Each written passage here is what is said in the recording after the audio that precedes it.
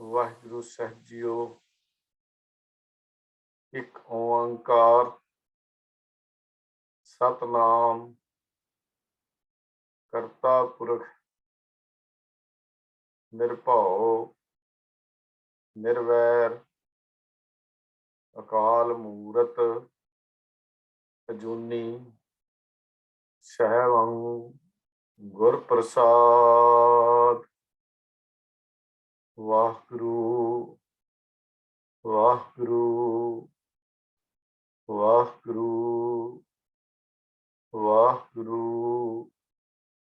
वाहिगुरु वाहिगुरु वाहिगुरु। वाहिगुरु जी का खालसा वाहिगुरु जी की फतेह।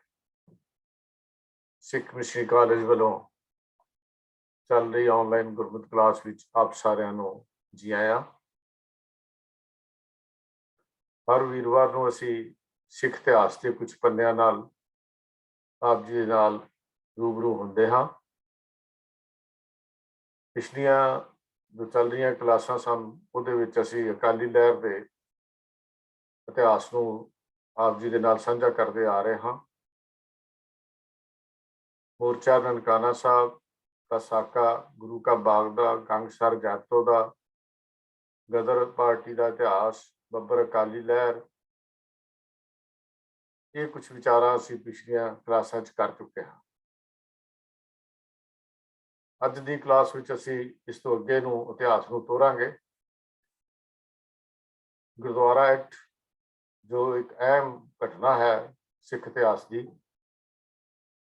उस बारे, उस तो बाद अकाली लहर की समाप्ति जां ये कह लीए अकाली लहर की आपसी फुट ते उस तो बाद लहर का भोग पै जाना, ये कुछ गल्लां अज करांगे। उस तो बाद है कांग्रेस के नाल मिल के आज़ादी की लड़ाई के लिए अपने शामिल होना, वो एक विशा नाल तुरया जाता है। कोशिश करांगे कि अज कम से कम गुरुद्वारा एक्ट ते अकाली लहर की जिहड़ा अंत है उहदे बारे असी आप जी नाल विचारां कर लईए। पिछली बारी जदों असी क्लास विच गुरुद्वारा एक्ट की गल शुरू की सी तां उहदे विच कुछ विचारां असी कीतियां सन कि सरकार ने जो वेले दी अंग्रेज सरकार सी वो सिख लीडरां नूं कैद कर लिया। ਉਹਦੇ ਵਿੱਚੋਂ ਕੁਝ ਜੇ ਅੱਜ ਦੀ ਕਲਾਸ ਨੂੰ ਮੈਂ ਅੱਗੇ ਤੋਰਦਿਆਂ ਹੋਇਆ ਗੱਲ ਕਰਾਂਗਾ ਕਿ ਸਤੰਬਰ 1921 ਦੇ ਵਿੱਚ ਸਰਕਾਰ ਨੇ ਗੁਰਦੁਆਰਾ ਕੈਦੀਆਂ ਨੂੰ ਛੱਡਣ ਲਈ ਤਿਆਰ ਹੋਣ ਦੀ ਰਜ਼ਾਮੰਦੀ ਕਰ ਦਿੱਤੀ। ਇਸ ਗੱਲ ਤੇ ਵੀ ਸਹਿਮਤ ਹੋ ਕੇ ਵੀ ਗੁਰਦੁਆਰਾ ਬੋਰਡ ਜਿਹੜਾ ਬਣਨਾ ਹੈ ਉਹਦਾ ਪ੍ਰਧਾਨ ਸਿੱਖ ਹੀ ਹੋਵੇ। 13 ਸਤੰਬਰ 1921 ਨੂੰ ਮਿਸਟਰ ਡੰਟਨ डिप्टी कमिश्नर ਅੰਮ੍ਰਿਤਸਰ श्रोमणी गुरुद्वारा प्रबंधक कमेटी के दफ्तर च कुछ मैंबरां नूं मिले ते गलबात की। इस मीटिंग में दरबार साहब के प्रबंध बारे भी गल हुई, पर उस वक्त सरकारी अफसर श्रोमणी कमेटी नूं एक प्रतिनिध जमात मनण लई तैयार नहीं सन कि सिखां दी प्रतिनिध जमात है। कमेटियां बना के कानफ्रेंसां करके समा टालदे सन, इसलिए झगड़ा निबड़दा नहीं सी। कई थां महंत समझौता करने तैयार सन, पर सरकार की पॉलिसी देख के वो भी कन्नी कतराउंदे सन। सरकार ये नहीं सी मानती कि श्रोमणी कमेटी के विरुद्ध सिखां विच होर कोई पार्टी नहीं, ये मनदी नहीं सी। वो कहंदी ये किसी भी मनण नूं तैयार नहीं सी कि श्रोमणी कमेटी ही इक्को धिर है सिखां दी। डंटन ने एक उदाहरण दी डिप्टी कमिश्नर ने कि चीफ खालसा दीवान श्रोमणी कमेटी के फैसलों नूं मनण नूं तैयार नहीं है। उसने भी एक तजवीज़ रखी कि चीफ खालसा दीवान के 2 या 3 मैंबर श्रोमणी कमेटी की एग्जैक्टिव ले जाने चाहिए हैं। उन्होंने कई मैंबर जनरल कमेटी के मैंबर सन। चीफ खालसा दीवान के मैंबरों को एग्जैक्टिव लैन लई कई मैंबर अपनी थां खाली करने तैयार सन, पर वो आप ही अगे नहीं आना चाहते। चीफ खालसा दीवान वाले ये खबर खालसा एडवोकेट जो भाई वीर सिंह जी वालों शुरू की गई सी, 11 नवंबर 1921 ये खबर जी है इस तरह छपी है।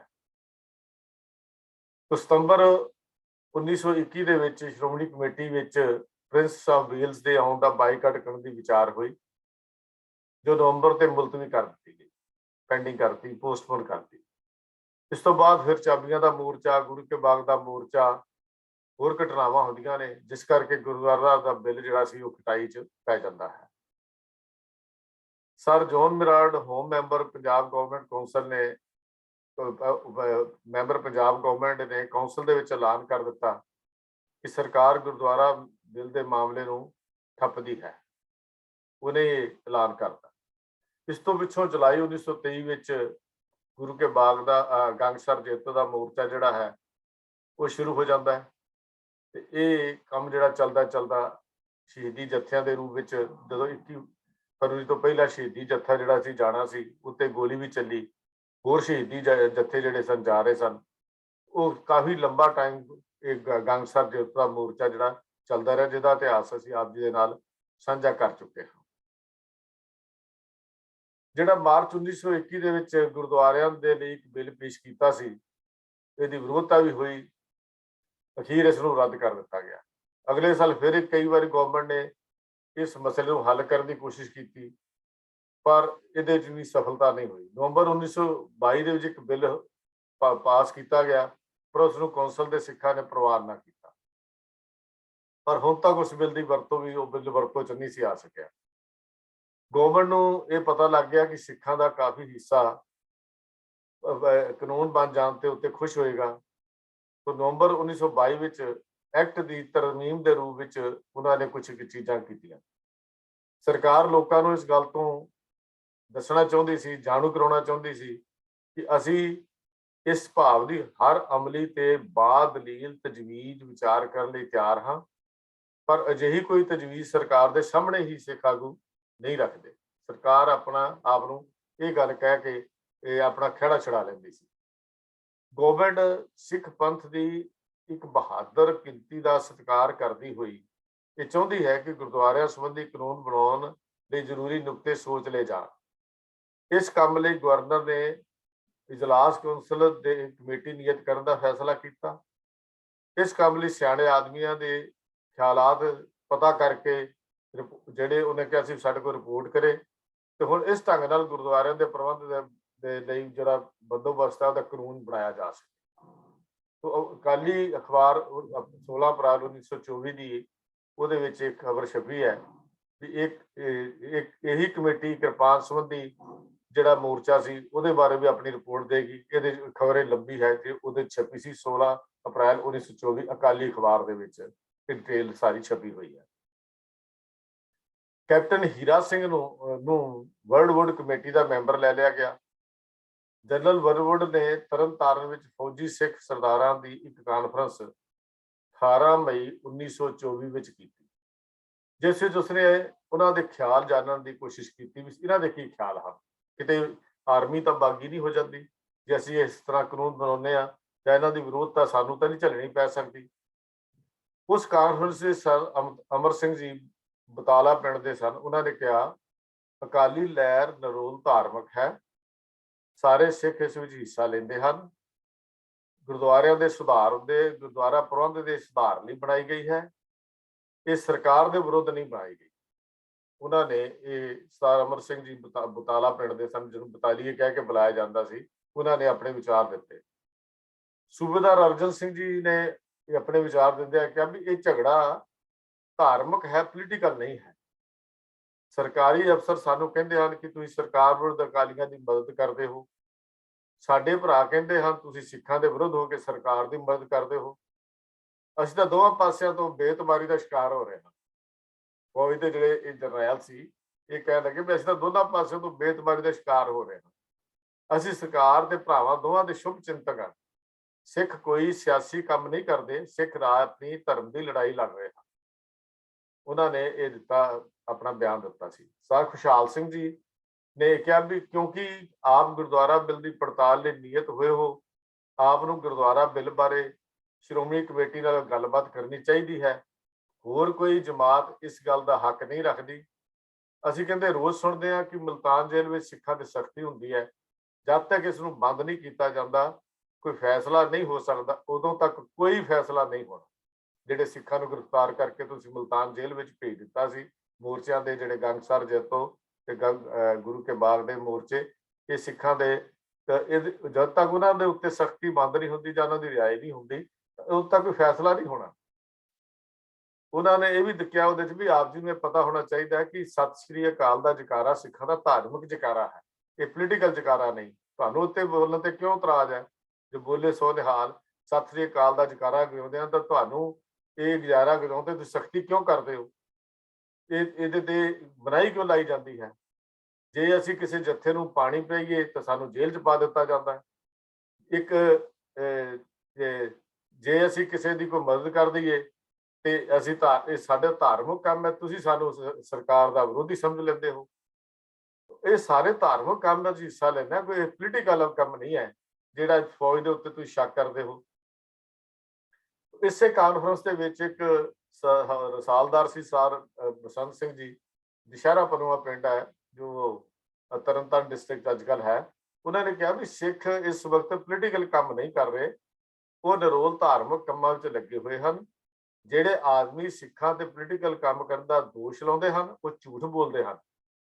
ਧਾਰਮਿਕ ਕੰਮਾਂ ਵਿੱਚ ਸਾਨੂੰ ਹਿੱਸਾ ਲੈਣਾ ਚਾਹੀਦਾ ਹੈ, ਲੈਣਾ ਪੈਂਦਾ ਹੈ, ਲਵਾਂਗੇ, ਲੈਂਦੇ ਰਹਾਂਗੇ।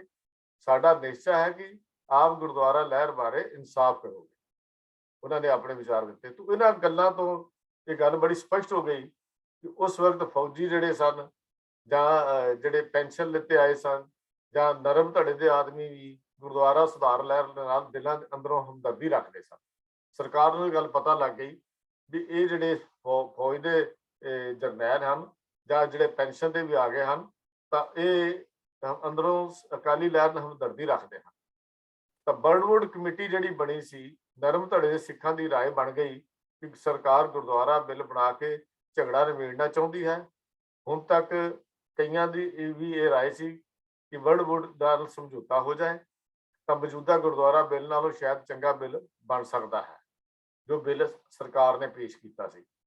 ਸ਼੍ਰੋਮਣੀ ਕਮੇਟੀ ਦੀ ਪਾਲਿਸੀ ਦੀ ਵਿਰੋਧਤਾ ਕਰਦੇ ਹੋਏ ਉਹਨਾਂ ਦਿਨਾਂ ਵਿੱਚ ਖਾਲਸਾ ਐਡਵੋਕੇਟ ਅਖਬਾਰ ਦੇ ਵਿੱਚ ਇੱਕ ਗੱਲ ਲਿਖੀ ਗਈ ਕਿ ਸਿੱਖਾਂ ਵਿੱਚ ਇੱਕ ਧੜਾ ਐਸਾ ਹੈ ਜੋ ਗੁਰਦੁਆਰਾ ਲਹਿਰ ਦੇ ਪਰਦੇ ਵਿੱਚ ਸਿੱਖਾਂ ਨੂੰ ਹਕੀਕਤ ਵੱਲੋਂ ਗੁੰਮਰਾਹ ਕਰ ਰਿਹਾ ਹੈ। ਉਸ ਲਈ ਵੀ ਧੜੇ, ਇੱਕ ਨਰਮ ਧੜਾ ਤੇ ਗਰਮ ਧੜੇ ਦੀ ਗੱਲ ਜਿਹੜੀ ਚੱਲਦੀ ਸੀ, ਹਮੇਸ਼ਾ ਹੀ ਰਿਹਾ ਹੈ ਸਿੱਖ ਕੌਮ ਦੇ ਵਿੱਚ। ਕਿ ਉਹਨਾਂ ਨੇ ਜੋ ਲਿਖਿਆ, ਸਿੱਖਾਂ ਵਿੱਚ ਇੱਕ ਧੜਾ ਐਸਾ ਹੈ ਜੋ ਗੁਰਦੁਆਰਾ ਲਹਿਰ ਦੇ ਪਰਦੇ ਵਿੱਚ ਸਿੱਖਾਂ ਨੂੰ ਗੁੰਮਰਾਹ ਕਰ ਰਿਹਾ ਹੈ, ਜੋ ਕਿਸੇ ਤਰ੍ਹਾਂ ਸਮਝੌਤਾ ਕਰਕੇ ਇਸ ਲਹਿਰ ਨੂੰ ਖਤਮ ਨਹੀਂ ਹੋਣ ਦੇਣਾ ਚਾਹੁੰਦੇ। ਉਹ ਅਜਿਹੀਆਂ ਡੂੰਘੀਆਂ ਚਾਲਾਂ ਚੱਲ ਰਿਹਾ ਹੈ ਜਿਸ ਨੇ ਸਾਰੇ ਪੰਥ ਨੂੰ ਇੱਕ ਉਲਝਣ ਦੇ ਵਿੱਚ ਪਾ ਕੇ ਰੱਖ ਦਿੱਤਾ ਹੈ, ਜਿਸ ਕਰਕੇ ਮਾਮਲਾ ਖਤਮ ਹੋਣ ਤੇ ਨਹੀਂ ਆਉਂਦਾ। ਇਹ ਗੱਲ ਜਿਹੜੀ ਹੈ ਇਹ ਅਕਾਲੀ ਉਰਦੂ ਦੇ ਵਿੱਚ ਅਖਬਾਰ ਛਪਦੀ ਸੀ 26 ਮਾਰਚ 1924 ਦੇ ਵਿੱਚ ਇਹ ਬਿਆਨ ਜਿਹੜਾ ਉਹਨਾਂ ਦਾ ਇਹ ਛਪਿਆ।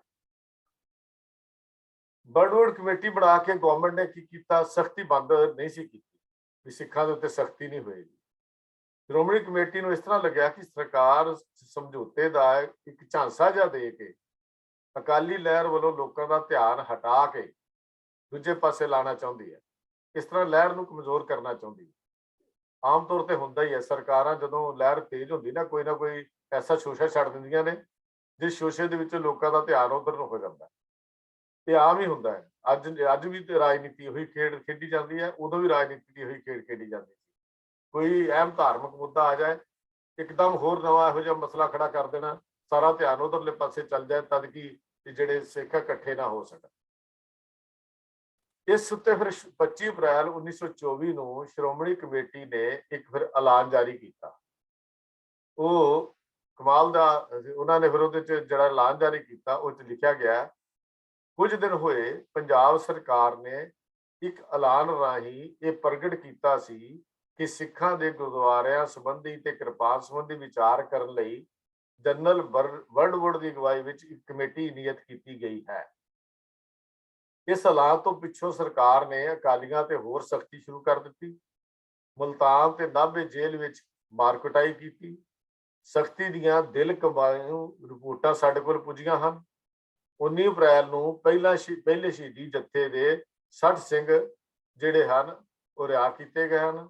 ਉਹਨਾਂ ਨੂੰ ਸਖਤ ਮਾਰ ਕੁਟਾਈ ਕੀਤੀ ਗਈ ਹੈ। ਜਿਨ੍ਹਾਂ ਵਿੱਚੋਂ 10 ਨੂੰ ਸਿਰਾਂ ਵਿੱਚ ਸੱਟਾਂ ਲੱਗੀਆਂ ਹਨ। ਕੋਈ ਦਿਨ ਨਹੀਂ ਜਦ ਕਿ ਜ਼ਿਲ੍ਹਾ ਅੰਮ੍ਰਿਤਸਰ ਵਿੱਚ ਸਿੱਖਾਂ ਦੀਆਂ ਗ੍ਰਿਫਤਾਰੀਆਂ ਜਾਂ ਫੜੋ ਫੜੀ ਨਾ ਹੋਈ ਹੋਵੇ। ਜ਼ਿਲ੍ਹਾ ਝੰਗ ਦੇ ਵਿੱਚ ਸ਼੍ਰੋਮਣੀ ਕਮੇਟੀ ਦੇ ਸਾਰੇ ਮੈਂਬਰ ਗ੍ਰਿਫਤਾਰ ਕਰ ਲਏ ਗਏ ਹਨ। ਲੁਧਿਆਣੇ ਦੇ ਸਰਗੋਧੇ ਦੇ ਜ਼ਿਲ੍ਹਿਆਂ ਵਿੱਚ ਭਾਰੀ ਗਿਣਤੀ ਦੀ ਗ੍ਰਿਫਤਾਰੀਆਂ ਕੀਤੀਆਂ ਗਈਆਂ ਹਨ। ਆਮ ਜਨਤਾ ਸਰਕਾਰ ਦੀ ਇਸ ਚਾਲ ਤੋਂ ਅਣਜਾਣ ਹੈ। ਜਨਤਾ ਨੂੰ ਇਹ ਭੁਲੇਖਾ ਪਾਇਆ ਜਾ ਰਿਹਾ ਹੈ ਕਿ ਸਰਕਾਰ ਤਾਂ ਸਿੱਖਾਂ ਨਾਲ ਪੁਰਅਮਨ ਸਮਝੌਤਾ ਚਾਹੁੰਦੀ ਹੈ, ਪਰ ਉਹ ਨਹੀਂ ਕਰ ਰਹੇ। ਇਹ ਖੇਡ ਚਾਬੀਆਂ ਦੇ ਮੋਰਚੇ ਤੇ ਗੁਰੂ ਕੇ ਬਾਗ ਦੇ ਸਮੇਂ ਵੀ ਖੇਡੀ ਗਈ ਸੀ, ਜਦਕਿ ਲੋਕਾਂ ਤੇ ਸ਼੍ਰੋਮਣੀ ਕਮੇਟੀ ਦਾ ਧਿਆਨ ਸਮਝੌਤੇ ਵੱਲ ਲਾਉਣ ਦੀ ਕੋਸ਼ਿਸ਼ ਕੀਤੀ ਗਈ ਸੀ। ਸ਼ਿਮਲੇ ਵੱਲੋਂ ਵੀ ਇਹ ਪ੍ਰੋਪੇਗੈਂਡਾ ਕੀਤਾ ਜਾ ਰਿਹਾ ਹੈ ਕਿ ਸ਼੍ਰੋਮਣੀ ਕਮੇਟੀ ਨੇ ਵਰਲਡ ਵੁੱਡ ਕਮੇਟੀ ਦਾ ਬਾਈਕਾਟ ਕਰ ਦਿੱਤਾ। ਸ਼੍ਰੋਮਣੀ ਕਮੇਟੀ ਨੂੰ ਹੁਣ ਤੱਕ ਨਾ ਤਾਂ ਵਰਲਡ ਵੁੱਡ ਕਮੇਟੀ ਦੇ ਮੈਂਬਰਾਂ ਦਾ ਪਤਾ ਲੱਗਾ ਤੇ ਨਾ ਹੀ ਬਾਈਕਾਟ ਸੰਬੰਧੀ ਕੋਈ ਸ਼੍ਰੋਮਣੀ ਕਮੇਟੀ ਨੇ ਅਜੇ ਤੱਕ ਐਲਾਨ ਕੀਤਾ ਹੈ। ਸਰਕਾਰ ਵੱਲੋਂ ਸਮਝੌਤੇ ਲਈ ਕਮੇਟੀ ਬਣਾਉਣੀ ਤਾਂ ਆਪ ਹੀ ਉਸਦੇ ਬਾਈਕਾਟ ਦਾ ਪ੍ਰਚਾਰ ਕਰ ਦੇਣਾ, ਪ੍ਰੋਪੇਗੈਂਡ ਕਰਨਾ ਕਿ ਸਿੱਖਾਂ ਸਰਕਾਰ ਦੀ ਨੀਅਤ ਨੂੰ ਸਾਫ਼ ਪ੍ਰਗਟ ਕਰਦਾ ਹੈ। ਇਸ ਤੋਂ ਗੱਲ ਸਪਸ਼ਟ ਹੁੰਦੀ ਹੈ ਕਿ ਸਰਕਾਰ ਜਨਤਾ ਨੂੰ ਇਹ ਗੱਲ ਦੱਸਣਾ ਚਾਹੁੰਦੀ ਹੈ ਕਿ ਸਰਕਾਰ ਸਿੱਖਾਂ ਨਾਲ ਸ਼ਾਂਤਮਈ ਸਮਝੌਤਾ ਨਹੀਂ ਕਰਨਾ ਚਾਹੁੰਦੀ, ਪਰ ਸਿੱਖ ਇਸ ਲਈ ਤਿਆਰ ਨਹੀਂ ਤੇ ਦੋਸ਼ ਸਿੱਖਾਂ ਤੇ ਲਾਇਆ ਜਾ ਰਿਹਾ ਹੈ ਕਿ ਸਿੱਖਾਂ ਦੀ ਜਮਾਤ ਤਿਆਰ ਨਹੀਂ, ਇਸ ਤਰ੍ਹਾਂ ਸਿੱਖਾਂ ਤੇ ਵਧੇਰੇ ਸਖਤੀ ਕੀਤੀ ਜਾ ਸਕੇ। ਫਿਰ ਅੱਗੇ ਉਹਨਾਂ ਨੇ ਜਾ ਕੇ ਬਿਆਨ ਦੇ ਵਿੱਚ ਲਿਖਿਆ, ਖਾਲਸੇ ਨੂੰ ਸਰਕਾਰ ਦੀ ਇਸ ਚਾਲ ਤੋਂ ਖਬਰਦਾਰ ਰਹਿਣਾ ਚਾਹੀਦਾ ਹੈ। ਸ਼ਾਂਤਮਈ ਕੁਰਬਾਨੀਆਂ ਦੀ ਚਾਲ ਨੂੰ ਢਿੱਲਿਆ ਨਹੀਂ ਕਰਨਾ ਚਾਹੀਦਾ। ਵਾਹਿਗੁਰੂ ਤੇ ਗੁਰੂ ਖਾਲਸੇ ਦੇ ਅੰਗ ਸੰਗ ਹਨ ਤੇ ਇਹ ਸਾਨੂੰ ਇਸ ਮੋਰਚਿਆਂ ਵਿੱਚ ਸਫਲਤਾ ਜਾਂ ਇਸ ਲਹਿਰ ਵਿੱਚ ਸਫਲਤਾ ਬਖਸ਼ਣਗੇ। ਇਹ ਬਿਆਨ ਸੀ ਇਹ ਜਿਹੜਾ ਉਹਨਾਂ ਨੇ ਦਿੱਤਾ। ਪਰ ਸ਼੍ਰੋਮਣੀ ਕਮੇਟੀ ਨੇ ਵਰਲਡ ਕਮੇਟੀ ਨੂੰ ਇਹ ਉਹਨਾਂ ਨੇ ਅੱਗੇ ਲਿਖ ਦਿੱਤਾ ਵੀ ਉਹਨਾਂ ਪ੍ਰਵਾਨ ਹੀ ਨਹੀਂ ਕੀਤਾ। ਅੱਗੋਂ ਉਹਨਾਂ ਦਾ ਬਿਆਨ ਆ ਗਿਆ ਵੀ ਉਹ ਤਾਂ ਪ੍ਰਵਾਨ ਹੀ ਨਹੀਂ ਕਰਦੇ, ਪਰ ਸਿੱਖਾਂ ਵੀ ਦਫਾੜ ਪਾਉਣ ਦੇ ਲਈ ਉਹਨਾਂ ਨੇ ਅੱਗੋਂ ਸਰਕਾਰ ਨੇ ਬਿਆਨ ਜਾਰੀ ਕਰਤਾ। ਫਿਰ ਅੱਗੋਂ 29 ਮਈ 1924 ਨੂੰ ਸਰ ਐਡਵਰਡ ਮੈਗਲੇਗਨ ਜਿਹੜਾ ਗਵਰਨਰ ਪੰਜਾਬ ਆਪਣਾ ਉਹਦਾ ਪੂਰਾ ਕਰਕੇ ਇੰਗਲੈਂਡ ਚਲਾ ਗਿਆ। ਉਸ ਦੀ ਥਾਂ ਤੇ ਮੈਕਲਮ ਹੈਲੀ ਨੂੰ ਗਵਰਨਰ ਜਿਹੜਾ ਸੀ ਉਹ ਬਣਾਇਆ ਗਿਆ। ਮੈਕਲਮ ਹੈਲੀ ਜਦੋਂ ਗਿਆ 3 ਜੂਨ ਨੂੰ ਹੈਲੀ ਨੇ ਸ਼ਿਮਲੇ ਪੁੱਜ ਕੇ ਆਪਣਾ ਗਵਰਨਰੀ ਦਾ ਚਾਰਜ ਲਿਆ। ਮੈਕਲਮ ਹੈਲੀ ਨੂੰ ਜਦ ਗਵਰਨਰ ਪੰਜਾਬ ਨਿਯਤ ਕੀਤਾ ਗਿਆ, ਉਸਨੇ ਅਸੈਂਬਲੀ ਵਿੱਚ ਕਿਹਾ, ਮੈਂ ਹੁਣ ਉੱਥੇ ਜਾ ਰਿਹਾ ਹਾਂ ਜਿੱਥੇ ਮੈਨੂੰ ਪੰਡਤਾਂ ਤੇ ਪਟੇਲਾਂ ਨਾਲ ਨਹੀਂ ਝਗੜਨਾ ਪਵੇਗਾ। ਇਹ ਇਸ਼ਾਰਾ ਪੰਡਿਤ ਮੋਤੀ ਲਾਲ ਨਹਿਰੂ ਤੇ ਸਰਦਾਰ ਵਿਠਲ ਭਾਈ ਪਟੇਲ ਵੱਲ ਸੀ, ਜੋ ਉਸ ਨੂੰ ਕੇਂਦਰੀ ਅਸੈਂਬਲੀ ਵਿੱਚ ਹਮੇਸ਼ਾ ਟਿੱਚ ਕਰਦੇ ਰਹਿੰਦੇ ਸਨ। ਤੇ ਪੰਜਾਬ ਦੀ ਹਕੂਮਤ ਹੇਲੀ ਨੂੰ ਥੋੜੀ ਜਿਹੀ ਉਹਦੇ ਨਾਲੋਂ ਸੌਖੀ ਲੱਗਦੀ ਸੀ ਵੀ ਇੱਥੇ ਹਕੂਮਤ ਜਿਹੜੀ ਸੌਖੀ ਹੈ। ਤੋ ਹੇਲੀ ਦੇ ਗਵਰਨਰ ਪੰਜਾਬ ਬਣਨ ਤੇ ਸਿੱਖਾਂ ਨੂੰ ਇਹ ਖਿਆਲ ਸੀ ਕਿ ਉਹ ਪੁਰਾਣਾ ਸਿਵੀਲੀਅਨ ਹੈ, ਉਹ ਪੰਜਾਬ 'ਚ ਰਹਿ ਚੁੱਕਾ ਹੈ, ਇਸ ਲਈ ਉਹ ਸਖਤੀ ਨਾਲ ਅਕਾਲੀ ਲਹਿਰ ਨੂੰ ਦਬਾਉਣ ਦਾ ਯਤਨ ਕਰੇਗਾ। ਉਹਨਾਂ ਨੂੰ ਸਿੱਖਾਂ ਦੇ ਵਿੱਚ ਦਿਮਾਗ ਨਹੀਂ ਸੀ। ਇਸ ਤੇ ਅਕਾਲੀ ਪ੍ਰਦੇਸੀ ਨੇ 2 ਜੂਨ 1924 ਦੇ ਆਪਣੇ ਪਰਚੇ ਦੇ ਵਿੱਚ ਇੱਕ ਲਿਖਿਆ, ਉਹ ਵੀ ਬੋਲ ਜਿਹੜੇ ਹਨ ਕਿ ਸਰ ਮੈਕਲਮ ਹੇਲੀ ਪੰਜਾਬ ਦੇ ਨਵੇਂ ਲਾਟ 2 ਜੂਨ ਨੂੰ ਸ਼ਿਮਲੇ ਅੱਪੜ ਜਾਣਗੇ। ਆਸ ਹੈ ਕਿ ਲੱਗਦੇ ਹੱਥ ਹੀ ਸਿੱਖਾਂ ਤੇ ਸਖਤੀ ਦਾ ਝੱਖੜ ਚਲਾ ਦਿੱਤਾ ਜਾਏਗਾ। ਇਹ ਜਿਹੜੀਆਂ ਨਿਊਜ਼ ਹਨ ਮੈਂ ਬਿਲਕੁਲ ਮੈਨੂੰ ਉਸੇ ਤਰ੍ਹਾਂ ਪੜ੍ਹਦਾ ਹਾਂ ਜੋ ਉੱਥੇ ਛਪੀਆਂ ਹੋਈਆਂ ਹਨ, ਤਦ ਕਿ ਇਹਦੇ ਵਿੱਚ ਕੋਈ ਅਦਲਾ ਬਦਲੀ ਮੈਨੂੰ ਕਰਨ ਦਾ ਹੱਕ ਵੀ ਨਹੀਂ ਹੈ। ਜੋ ਛਪੀ ਹੋਈ ਮੇਰੇ ਕੋਲ ਹੈ ਸਿਰਫ ਮੈਂ ਉਹ ਤੁਹਾਨੂੰ ਆਪ ਜੀ ਨੂੰ ਪੜ੍ਹ ਕੇ ਹੀ ਸੁਣਾ ਰਿਹਾ ਹਾਂ। ਸਰ ਮੈਕਲਮ ਹੇਲੀ ਪੰਜਾਬ ਦੇ ਨਵੇਂ ਲਾਟ 2 ਜੂਨ ਨੂੰ ਸ਼ਿਮਲੇ ਪਹੁੰਚ ਜਾਣਗੇ। ਆਸ ਹੈ ਕਿ ਲੱਗਦੇ ਹੱਥ ਹੀ ਸਖਤੀ ਦਾ ਝੱਖੜ ਚਲਾ ਦਿੱਤਾ ਜਾਣਗਾ, ਕਿਉਂਕਿ ਆਪ ਇਸ ਗੱਲ ਤੇ ਵਿਸ਼ਵਾਸ ਰੱਖਦੇ ਹਨ ਕਿ ਸਖਤੀ ਨਾਲ ਲੋਕਾਂ ਨੂੰ ਦਬਾਇਆ ਜਾ ਸਕਦਾ ਹੈ। ਆਪ ਨੂੰ ਖਾਸ ਕਰਕੇ ਸਿੱਖਾਂ ਨੂੰ ਸਿੱਧੇ ਕਰਨ ਲਈ ਲਾਰਡ ਰੀਡਿੰਗ ਦੀ ਸਲਾਹ ਨਾਲ ਲਾਟ ਬਣਾਇਆ ਗਿਆ ਹੈ। ਖਾਲਸਾ ਜੀ, ਤੁਸੀਂ ਵੀ ਸੜੇ ਸਮਝੌਤੇ ਦੀ ਆਸ ਛੱਡ ਕੇ ਹੁਣ ਵੱਡੇ ਘੱਲੂਘਾਰੇ ਲਈ ਆਪਣੀਆਂ ਤਿਆਰੀਆਂ ਜਾਂ ਕਮਰ ਕੱਸੇ ਕਰ ਲਓ। ਹੇਲੀ ਦਾ ਹੱਲਾ ਦੇ ਸਿਰਲੇਖ ਹੇਠ ਇਸ਼ਤਿਹਾਰ ਕੱਢੇ ਗਏ। ਲਾਹੌਰ, ਅੰਮ੍ਰਿਤਸਰ, ਰਾਵਲਪਿੰਡੀ ਜਿੱਥੇ ਵੀ ਹੇਲੀ ਗਿਆ ਉਸਦੇ ਵਿਰੁੱਧ ਫਿਰ ਸਿੱਖਾਂ ਨੇ ਮੁਜ਼ਾਹਰੇ ਸ਼ੁਰੂ ਕੀਤੇ। ਤਾਂ 3 ਜੂਨ 1924 ਨੂੰ ਪੰਜਾਬ ਸਰਕਾਰ ਨੇ ਇੱਕ ਐਲਾਨ ਜਾਰੀ ਕੀਤਾ, ਜਿਸ ਕਮੇਟੀ ਨੇ ਜਨਰਲ ਵਰਲਡ ਵੁੱਡ ਦੀ ਅਗਵਾਈ ਹੇਠ ਗੁਰਦੁਆਰਾ ਬਿੱਲ ਤੇ ਕੁਰਬਾਨ ਸੰਬੰਧੀ ਵਿਚਾਰ ਕਰਨੀ ਸੀ। ਉਸ ਦੀ ਬਣਤਰ ਬਾਰੇ ਪੰਜਾਬ ਕੌਂਸਲ ਦੇ ਸਿੱਖ ਮੈਂਬਰਾਂ ਨਾਲ ਗੱਲਬਾਤ ਕੀਤੀ ਗਈ। ਇਹ ਕੋਸ਼ਿਸ਼ ਕੀਤੀ ਕਿ ਆਪਸੀ ਦੇ ਮਤਭੇਦ ਤੇ ਵਖੇਵੇਂ ਦੂਰ ਹੋ ਜਾਣ, ਉਹ ਕਮੇਟੀ ਵਿੱਚ ਸਾਰੇ ਖਿਆਲਾਂ ਦੇ ਮੈਂਬਰ ਲੈ ਜਾਣ। ਇਸ ਸੰਬੰਧੀ ਕੌਂਸਲ ਦੇ ਸਿੱਖ ਮੈਂਬਰ ਸਹਿਮਤ ਨਹੀਂ ਹੋ ਸਕੇ। ਇਸ ਲਈ ਸਰਕਾਰ ਦੁੱਖ ਨਾਲ ਇਸ ਗੱਲ ਦਾ ਐਲਾਨ ਕਰਦੀ ਹੈ कि वर्ल्ड बोर्ड कमेटी का काम सिरे नहीं चढ़ सकता। ये अकाली परदेसी 6 जून 1924 ਦੇ ਵਿੱਚ ਇਹ खबर ਜਿਹੜੀ है ये छपी है। इस ऐलान नाल ये समझो कि वर्ल्ड बोर्ड कमेटी ਜਾਂ समझौते का भोग पै गया। उधरों जैतो गंगसर जैतो का मोर्चा जारी सी, शहीदी जत्थे जा रहे सन, पर मोर्चा लंबे होंदे जान करके अंदरों थोड़ी जी कमजोरी भी आउंदी है। जदों मोर्चे लंबे हो जाते हैं, मोर्चे थोड़े कमजोर भी होंदे ने। महाराजा नाभा के मुड़ गद्दी ते बैठण की कोई आस नहीं सी लगदी। श्रोमणी कमेटी के अकाली दल नूं कानून के विरुद्ध करार दिता होया सी। श्रोमणी कमेटी के 2 जत्थे जेल में सन। पहले ते लाहौर के किले दे विच केस चलदा सी, दूजे नूं सजा हो चुकी सी। इस हालत में नवंबर 1924 च गुरुद्वारा एक्ट की गल उन्होंने चला दी जो अजे गिरफ्तारी हुई हुई सी। कौंसल के सिख मैंबर इसलिए कुछ रजामंद भी हुए, जिन्होंने अपनी जी उस कौंसल बनाई सी, कुछ मैंबरों ने अपनी रजामंदी भी दी। 25 नवंबर 1924 ਨੂੰ पंजाब कौंसल के सिख मैंबरों के सरदार गुरबख्श सिंह माला, सरदार तारा सिंह जी मोगा, सरदार मंगल सिंह जी, सरदार नारायण सिंह, वकील गुजरांवाले, प्रिंसीपल जोत सिंह की एक कमेटी बनाई गई, जो कि मिस्टर पकल डिप्टी कमिश्नर अमृतसर ते मिस्टर डब्ल्यू एमरसन नाल मिलकर गुरुद्वारा बिल का खड़ा तैयार करे। तो 29 नवंबर तो लैके 6 दिसंबर तक 1924 तक इस कमेटी के समागम हुए, जिन्होंने गुरुद्वारा बिल का खरड़ा तैयार किया गया। 12 ते 14 दिसंबर 1924 ਨੂੰ इस कमेटी की फिर मीटिंग होती है, जिस विच गुरुद्वारा बिल ते विचार हुई। 21 नवंबर 1900 ਨੂੰ इस बिल का जिहड़ा खरड़ा सी वो छाप के प्रकाशित जिन्होंने कहने असीं कर दिता गया। इस खरड़े विच इस गल का जो निर्णय बाकी सी कि गुरुद्वारा बोर्ड का नाम श्रोमणी गुरुद्वारा प्रबंधक कमेटी होवे या सेंटर गुरुद्वारा बोर्ड होवे। इस विच ये गल मान ली गई कि 94 मैंबरों के ते जिहड़े विचों 3 तो 5 मैंबर श्रोमणी गुरुद्वारा कमेटी के नां रखण के हक विच होण तां ओह इस दा नां रख सकते हैं। ते जिहड़े 5 मैंबर क्लीयर कीते है, 5 विचों 3 अगर ये मैंबर ना श्रोमणी गुरुद्वारा प्रबंधक कमेटी ही रखना चाहण तां ये रख सकते हैं, सानूं कोई इतराज नहीं होएगा। सरदार तारा सिंह मोगा MLC सन उस वेले, इन्होंने इस गुरुद्वारा बिल संबंधी एक चिट्ठी अखबारां च छपाई कि सिखां दे सारे दुखां की निवृत्ति अजिहा गुरुद्वारा बिल पास होने नाल ही हो सकती है। भाई जोत सिंह जो MLC सन, लैजिस्लेटिव कौंसल के मैंबर सन, उन्होंने भी इस बिल की सपोर्ट की, हिमायत की। इस दे बनाउण विच कौंसल के सिख मैंबरां, श्रोमणी कमेटी ते होर मुखी जिहड़े सन, किले विच बंद आगुआं की सांझी संमति सी जिहड़ी इस बिल नूं बनाउण दे विच हुई। तो 1 मार्च 1925 ਨੂੰ श्रोमणी कमेटी ने जनरल इकत्तरता बुलाई, पर सरकार ने उहदे ते रोक ला दी।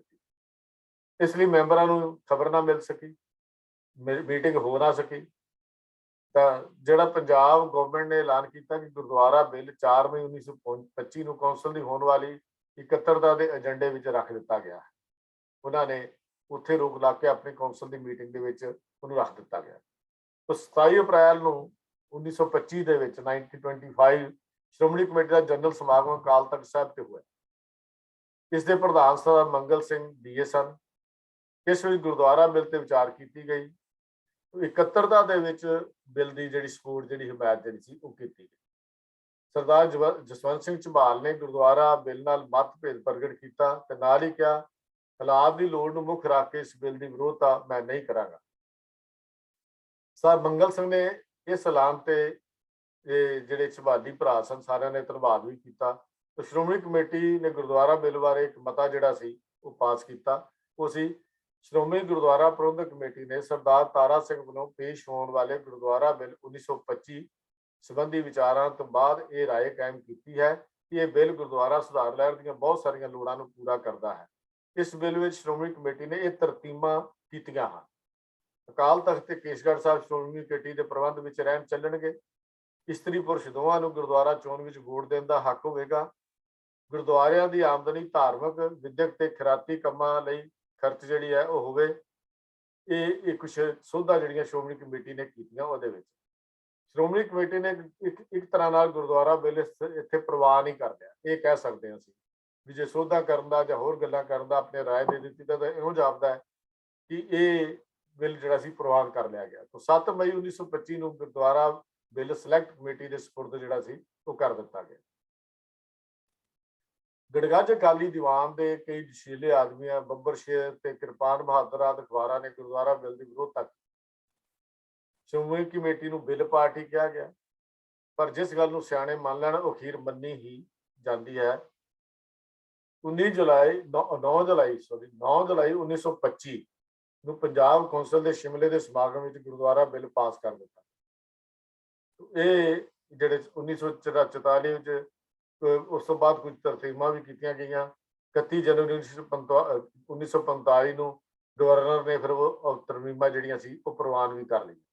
ਇਹ ਜਿਹੜਾ 1925 ਦਾ ਬਿੱਲ ਸੀ ਇਹਦੇ ਵਿੱਚ ਤਰਮੀਮਾਂ 1944 ਤੇ ਫਿਰ 1945 ਦੇ ਵਿੱਚ ਉਹ ਪ੍ਰਵਾਨ ਜਿਹੜੀਆਂ ਤਰਮੀਮਾਂ ਕੀਤੀਆਂ ਗਈਆਂ। ਤਾਂ ਇਹ ਕਹਿ ਦਈਏ ਕਿ ਇਸ ਕੌਂਸਲ ਦੇ ਮੈਂਬਰਾਂ ਨੇ ਬਿੱਲ ਦੇ ਪੇਸ਼ ਕਰਨ ਵਾਲੇ ਤਾਰਾ ਸਿੰਘ ਜੀ ਨੂੰ ਵਧਾਈ ਦਿੱਤੀ। 28 ਜੁਲਾਈ ਨੂੰ ਗਵਰਨਰ ਨੇ ਇਸ ਦੀ ਪ੍ਰਵਾਨਗੀ ਦੇ ਦਿੱਤੀ। ਇਸ ਲਈ ਗੁਰਦੁਆਰਾ ਬਿੱਲ ਐਕਟ ਬਣ ਗਿਆ। ਇਸ ਨੂੰ ਗੁਰਦੁਆਰਾ ਐਕਟ 1925 ਆਖਦੇ ਹਨ। ਅੱਜ ਤੱਕ ਇਹ ਗੁਰਦੁਆਰਾ ਐਕਟ ਜਿਹੜਾ ਹੈ 1925 ਗੁਰਦੁਆਰਾ ਐਕਟ ਹੀ ਕਿਹਾ ਜਾਂਦਾ ਹੈ, ਮੰਨਿਆ ਜਾ ਰਿਹਾ ਹੈ। 1 ਨਵੰਬਰ 1925 ਨੂੰ ਇਸ ਐਕਟ ਦੇ ਉੱਤੇ ਵਰਤੋਂ ਸ਼ੁਰੂ ਹੋ ਗਈ। 1926 ਵਿੱਚ ਗੁਰਦੁਆਰਾ ਐਕਟ ਅਨੁਸਾਰ ਸ਼੍ਰੋਮਣੀ ਕਮੇਟੀ ਦੀ ਚੋਣ ਹੋਈ। ਪਹਿਲੀ ਚੋਣ ਜਿਹੜੀ ਹੈ 1926 ਦੇ ਵਿੱਚ ਐਕਟ ਦੀਆਂ ਨਿਯਮਾਂ ਦੇ ਮੁਤਾਬਕ ਹੋਈ ਤੇ 4 ਸਤੰਬਰ ਨੂੰ ਗੁਰਦੁਆਰਾ ਸੈਂਟਰਲ ਬੋਰਡ ਦੇ ਚੁਣੇ ਹੋਏ ਮੈਂਬਰਾਂ ਦੀ ਜਿਹੜੀ ਇਕੱਤਰਤਾ ਟਾਊਨ ਹਾਲ ਅੰਮ੍ਰਿਤਸਰ 'ਚ ਹੋਈ। 14 ਮੈਂਬਰ ਨੋਮੀਨੇਟ ਕੀਤੇ ਗਏ, ਨਾਮਜ਼ਦ ਕੀਤੇ ਗਏ। 2 ਅਕਤੂਬਰ 1926 ਨੂੰ ਇਸ ਬੋਰਡ ਦੀ ਮੁਕੰਮਲ ਮੀਟਿੰਗ ਹੋਈ। ਇਸ ਵਿੱਚ ਅਹੁਦੇਦਾਰਾਂ ਦੀ ਚੋਣ ਕੀਤੀ ਗਈ। ਮੈਂਬਰਾਂ ਦੀ ਬਹੁਤ ਸੰਮਤੀ ਨੇ ਇਸ ਦਾ ਨਾਂ ਸ਼੍ਰੋਮਣੀ ਗੁਰਦੁਆਰਾ ਪ੍ਰਬੰਧਕ ਕਮੇਟੀ ਪ੍ਰਵਾਨ ਕਰ ਲਿਆ। ਸਰਕਾਰ ਪੰਜਾਬ ਨੇ 17 ਜਨਵਰੀ 1927 ਨੂੰ 1927 ਨੂੰ ਇੱਕ ਨੋਟੀਫਿਕੇਸ਼ਨ ਇਸ਼ੂ ਕਰਕੇ ਜਾਰੀ ਕਰਕੇ ਸ਼੍ਰੋਮਣੀ ਕਮੇਟੀ ਨਾਮ ਨੂੰ ਹੀ ਪ੍ਰਵਾਨ ਕਰ ਲਿਆ। ਇਸ ਕਮੇਟੀ ਦਾ ਨਾਮ ਜਿਹੜਾ ਸੀ ਸ਼੍ਰੋਮਣੀ ਗੁਰਦੁਆਰਾ ਪ੍ਰਬੰਧਕ ਕਮੇਟੀ ਬਣ ਗਿਆ। ਤਾਂ ਗੁਰਦੁਆਰਾ ਐਕਟ ਬਣਨ ਦੇ ਨਾਲ ਹੀ ਆਪਾਂ ਇਹ ਕਹਿ ਸਕਦੇ ਹਾਂ ਕਿ ਅਕਾਲੀ ਲਹਿਰ ਦਾ ਇੱਕ ਤਰ੍ਹਾਂ ਦੇ ਨਾਲ ਭੋਗ ਪੈ ਗਿਆ ਜਾਂ ਅੰਤ ਹੋ ਗਿਆ, ਇਹ ਅਸੀਂ ਆਮ ਕਹਿ ਸਕਦੇ ਹਾਂ। ਹੁਣ ਐਕਟ ਕਿਵੇਂ, ਇਹ ਅੰਤ ਕਿਵੇਂ ਹੋਇਆ? ਗੁਰਦੁਆਰਾ ਐਕਟ ਦੇ ਮਤਭੇਦ ਜਿਹੜੇ ਸਨ ਉਹ ਕਿਵੇਂ ਹੋਏ? 5-6 ਸਾਲ ਦੀ ਲਗਾਤਾਰ ਜਦੋਜਹਿਦ ਤੋਂ ਬਾਅਦ, ਅਣਗਿਣਤ ਸਿੱਖਾਂ ਦੀਆਂ ਕੁਰਬਾਨੀਆਂ ਤੋਂ ਬਾਅਦ, ਇਹ ਕਹਿ ਲਈਏ ਕਿ ਲਗਭਗ 1918, 1917, 1919 ਤੋਂ ਲੈ ਕੇ 1925 ਤੱਕ ਲਗਾਤਾਰ 6-7 ਸਾਲ ਦੀ ਇਹ ਮਿਹਨਤ ਸੀ, ਸਿੱਖਾਂ ਦੀਆਂ ਕੁਰਬਾਨੀਆਂ ਸੀ, ਜਿਹਦੇ ਚ ਆਪਾਂ ਇਤਿਹਾਸ ਆਪਾਂ ਪਿੱਛੇ ਪੜ੍ਹ ਚੁੱਕੇ ਹਾਂ। ਮੈਂ ਦੁਬਾਰਾ ਉਸ ਇਤਿਹਾਸ ਨੂੰ ਆਪ ਨਹੀਂ ਦੁਹਰਾ ਰਿਹਾ। ਤਾਂ ਮੈਂ ਸਿਰਫ ਸ਼ਾਰਟ ਜੀ ਗੱਲ ਕਰਦੇ ਹਾਂ, ਕਿੰਨੀਆਂ ਕੁਰਬਾਨੀਆਂ ਹੋਈਆਂ ਅੰਦਾਜ਼ਾ ਵੀ ਆਪਾਂ ਨਹੀਂ ਲੈ ਸਕਦੇ। ਅਕਾਲੀ ਲਹਿਰ ਵਿੱਚ ਕਿੰਨੇ ਜੇਲ੍ਹਾਂ 'ਚ ਗਏ, ਕੋਈ ਰਿਕਾਰਡ ਵੀ ਸਾਡੇ ਕੋਲ ਪੂਰਾ ਨਹੀਂ ਮਿਲਦਾ। ਕਿੰਨੇ ਬੰਦੇ ਅੰਦਰ ਹੋਏ, ਕਿੰਨੇ ਫਾਂਸੀ ਤੇ ਚੜ੍ਹ ਗਏ, ਕਿੰਨਿਆਂ ਨੂੰ ਚੜੀ ਬੱਬਰ ਅਕਾਲੀ ਲਹਿਰ ਦਾ ਵਿੱਚ ਕਿਸ ਤਰ੍ਹਾਂ ਕੁਰਬਾਨੀਆਂ ਹੋਈਆਂ, ਗਦਰ ਪਾਰਟੀ ਇਸ ਤੋਂ ਪਹਿਲਾਂ ਕਿੰਨੀਆਂ ਫਾਂਸੀ ਤੇ ਚੜੇ, ਇਹਦਾ ਰਿਕਾਰਡ ਸਾਡੇ ਕੋਲ ਪੂਰਾ ਵੀ ਅਜੇ ਤੱਕ ਨਹੀਂ ਮਿਲਦਾ। ਪਰ ਕੁਝ ਵੱਡੇ ਵੱਡੇ ਨਾਮ ਮਿਲਦੇ ਨੇ। ਖੈਰ, ਅਸੀਂ ਇਹ ਕਹਿ ਸਕਦੇ ਹਾਂ ਕਿ ਲਗਾਤਾਰ 6-7 ਸਾਲ ਦੀ ਸੰਘਰਸ਼ ਤੋਂ ਬਾਅਦ, ਕੁਰਬਾਨੀਆਂ ਦੇਣ ਤੋਂ ਬਾਅਦ ਜੁਲਾਈ 1925 ਚ ਗੁਰਦੁਆਰਾ ਐਕਟ ਬਣਿਆ, ਜਿਸ ਨੂੰ ਸ਼੍ਰੋਮਣੀ ਕਮੇਟੀ ਦੇ ਬਾਹਰਲੇ ਮੁਖੀਆਂ, ਕੌਂਸਲ ਦੇ ਮੈਂਬਰਾਂ, ਲਾਹੌਰ ਕਿਲੇ ਦੇ ਆਗੂਆਂ ਦੀ ਸਲਾਹ ਨਾਲ ਬਣਾਇਆ ਗਿਆ ਸੀ। ਸਰ ਮੈਕਲਮ ਹੈਲੀ ਦੀ ਸਖਤੀ ਤੇ ਡਿਪਲੋਮੇਸੀ ਨੇ ਅਕਾਲੀ ਲਹਿਰ ਵਿੱਚ ਜਿਹੜੀ ਸੀ ਉਹ ਕਮਜ਼ੋਰੀ ਲੈ ਆਂਦੀ। ਜੁਲਾਈ 1925 ਚ ਗੁਰਦੁਆਰਾ ਐਕਟ ਬਣਨ ਤੇ ਸਰਕਾਰ ਨੇ ਜੈਤੋ ਗੰਗਸਰ ਜੈਤੋ ਦੇ ਵਿੱਚ ਅਖੰਡ ਪਾਠ ਕਰਨ ਦੀ ਖੁੱਲ੍ਹ ਦੇ ਦਿੱਤੀ। 21 ਜੁਲਾਈ ਨੂੰ ਨਾਭੇ ਦੇ ਕੈਦੀ ਜਿਹੜੇ ਜੱਥੇ ਸੀ ਉਹ ਰਿਹਾ ਕਰ ਦਿੱਤੇ ਗਏ। ਸਪੈਸ਼ਲ ਜੱਥੇ ਨੇ ਜੈਤੋ ਪੁੱਜ ਕੇ ਅਖੰਡ ਪਾਠ ਜਾਰੀ ਕੀਤੇ। 27 ਜੁਲਾਈ ਨੂੰ ਸਾਰੇ ਜੱਥੇ ਰਿਹਾ ਹੋ ਕੇ ਜੈਤੋ ਗੰਗਸਰ ਜੈਤੋ ਪਹੁੰਚ ਗਏ। ਸਾਰੇ ਜੱਥਿਆਂ ਨੇ ਮਿਲ ਕੇ 101 ਅਖੰਡ ਪਾਠ ਕੀਤੇ। ਅਸੀਂ ਇਹ ਗਿਆਨੀ ਪ੍ਰਤਾਪ ਸਿੰਘ ਜੀ ਅਕਾਲੀ ਲਹਿਰ ਦਾ ਇਤਿਹਾਸ ਵਿੱਚ ਲਿਖਦੇ, ਮੈਂ ਕਹਿੰਦੇ ਨਜ਼ਾਰਾ ਆਪਣੇ ਅੱਖਾਂ ਨਾਲ ਵੇਖਿਆ। ਜੋ ਗਿਆਨੀ ਪ੍ਰਤਾਪ ਸਿੰਘ ਜੀ ਨੇ ਲਿਖਿਆ, ਮੈਂ ਕਹਿੰਦੇ ਨਜ਼ਾਰਾ ਮੈਂ ਸਾਰਾ ਅੱਖਾਂ ਨਾਲ ਵੇਖਿਆ। ਉਸ ਵਕਤ ਲੋਕ ਖੁਸ਼ੀ ਤੇ ਨਿਰਾਸ਼ਤਾ ਦੇ ਸਮੁੰਦਰ ਵਿੱਚ ਡੁੱਬੇ ਹੋਏ ਸਨ। ਖੁਸ਼ੀ ਵੀ ਸੀ, ਨਿਰਾਸ਼ਤਾ ਵੀ ਸੀ। ਉਹਨਾਂ ਨੇ ਲਫ਼ਜ਼ ਵਰਤੇ ਡੁਬਕੂ ਡੁਬਕੂ ਕਰਦੇ ਸਨ। ਉਹਨਾਂ ਜਿਹੜੇ ਲਫ਼ਜ਼ ਵਰਤੇ ਆ ਨਾ ਆਪਣੀ ਕਿਤਾਬ ਵਿੱਚ, ਉਹਨਾਂ ਲਿਖਿਆ ਉਹ ਡੁਬਕੂ ਡੁਬਕੂ ਕਰਦੇ ਸਨ। ਭਾਵ ਅੰਦਰੋਂ ਕਮਜ਼ੋਰੀ ਜਾਂ ਅੰਦਰੋਂ ਸਹਿਮੇ ਹੋਏ ਇਹ ਗੱਲ ਸਨ। ਖੁਸ਼ ਇਸ ਗੱਲ ਦੀ ਸੀ ਕਿ ਅਖੰਡ ਪਾਠ ਹੋ ਗਏ, ਨਾਭੇ ਦੇ ਕੈਦੀ ਛੱਡ ਦਿੱਤੇ ਗਏ। ਪਰ ਨਿਰਾਸ਼ਤਾ ਇਸ ਗੱਲ ਦੀ ਸੀ ਕਿ ਗੁਰਦੁਆਰਾ ਐਕਟ ਦਾ ਮੰਨਣ ਦਾ ਬਹਾਨਾ ਲਾ ਕੇ ਸਰਕਾਰ ਨੇ ਪਾਠਾਂ ਦੀ ਖੁੱਲ੍ਹ ਕੀਤੀ ਤੇ ਕੈਦੀ ਛੱਡ ਦਿੱਤੇ, ਸਿਰਫ ਗੁਰਦੁਆਰਾ ਐਕਟ ਦਾ ਬਹਾਨਾ ਲਾ।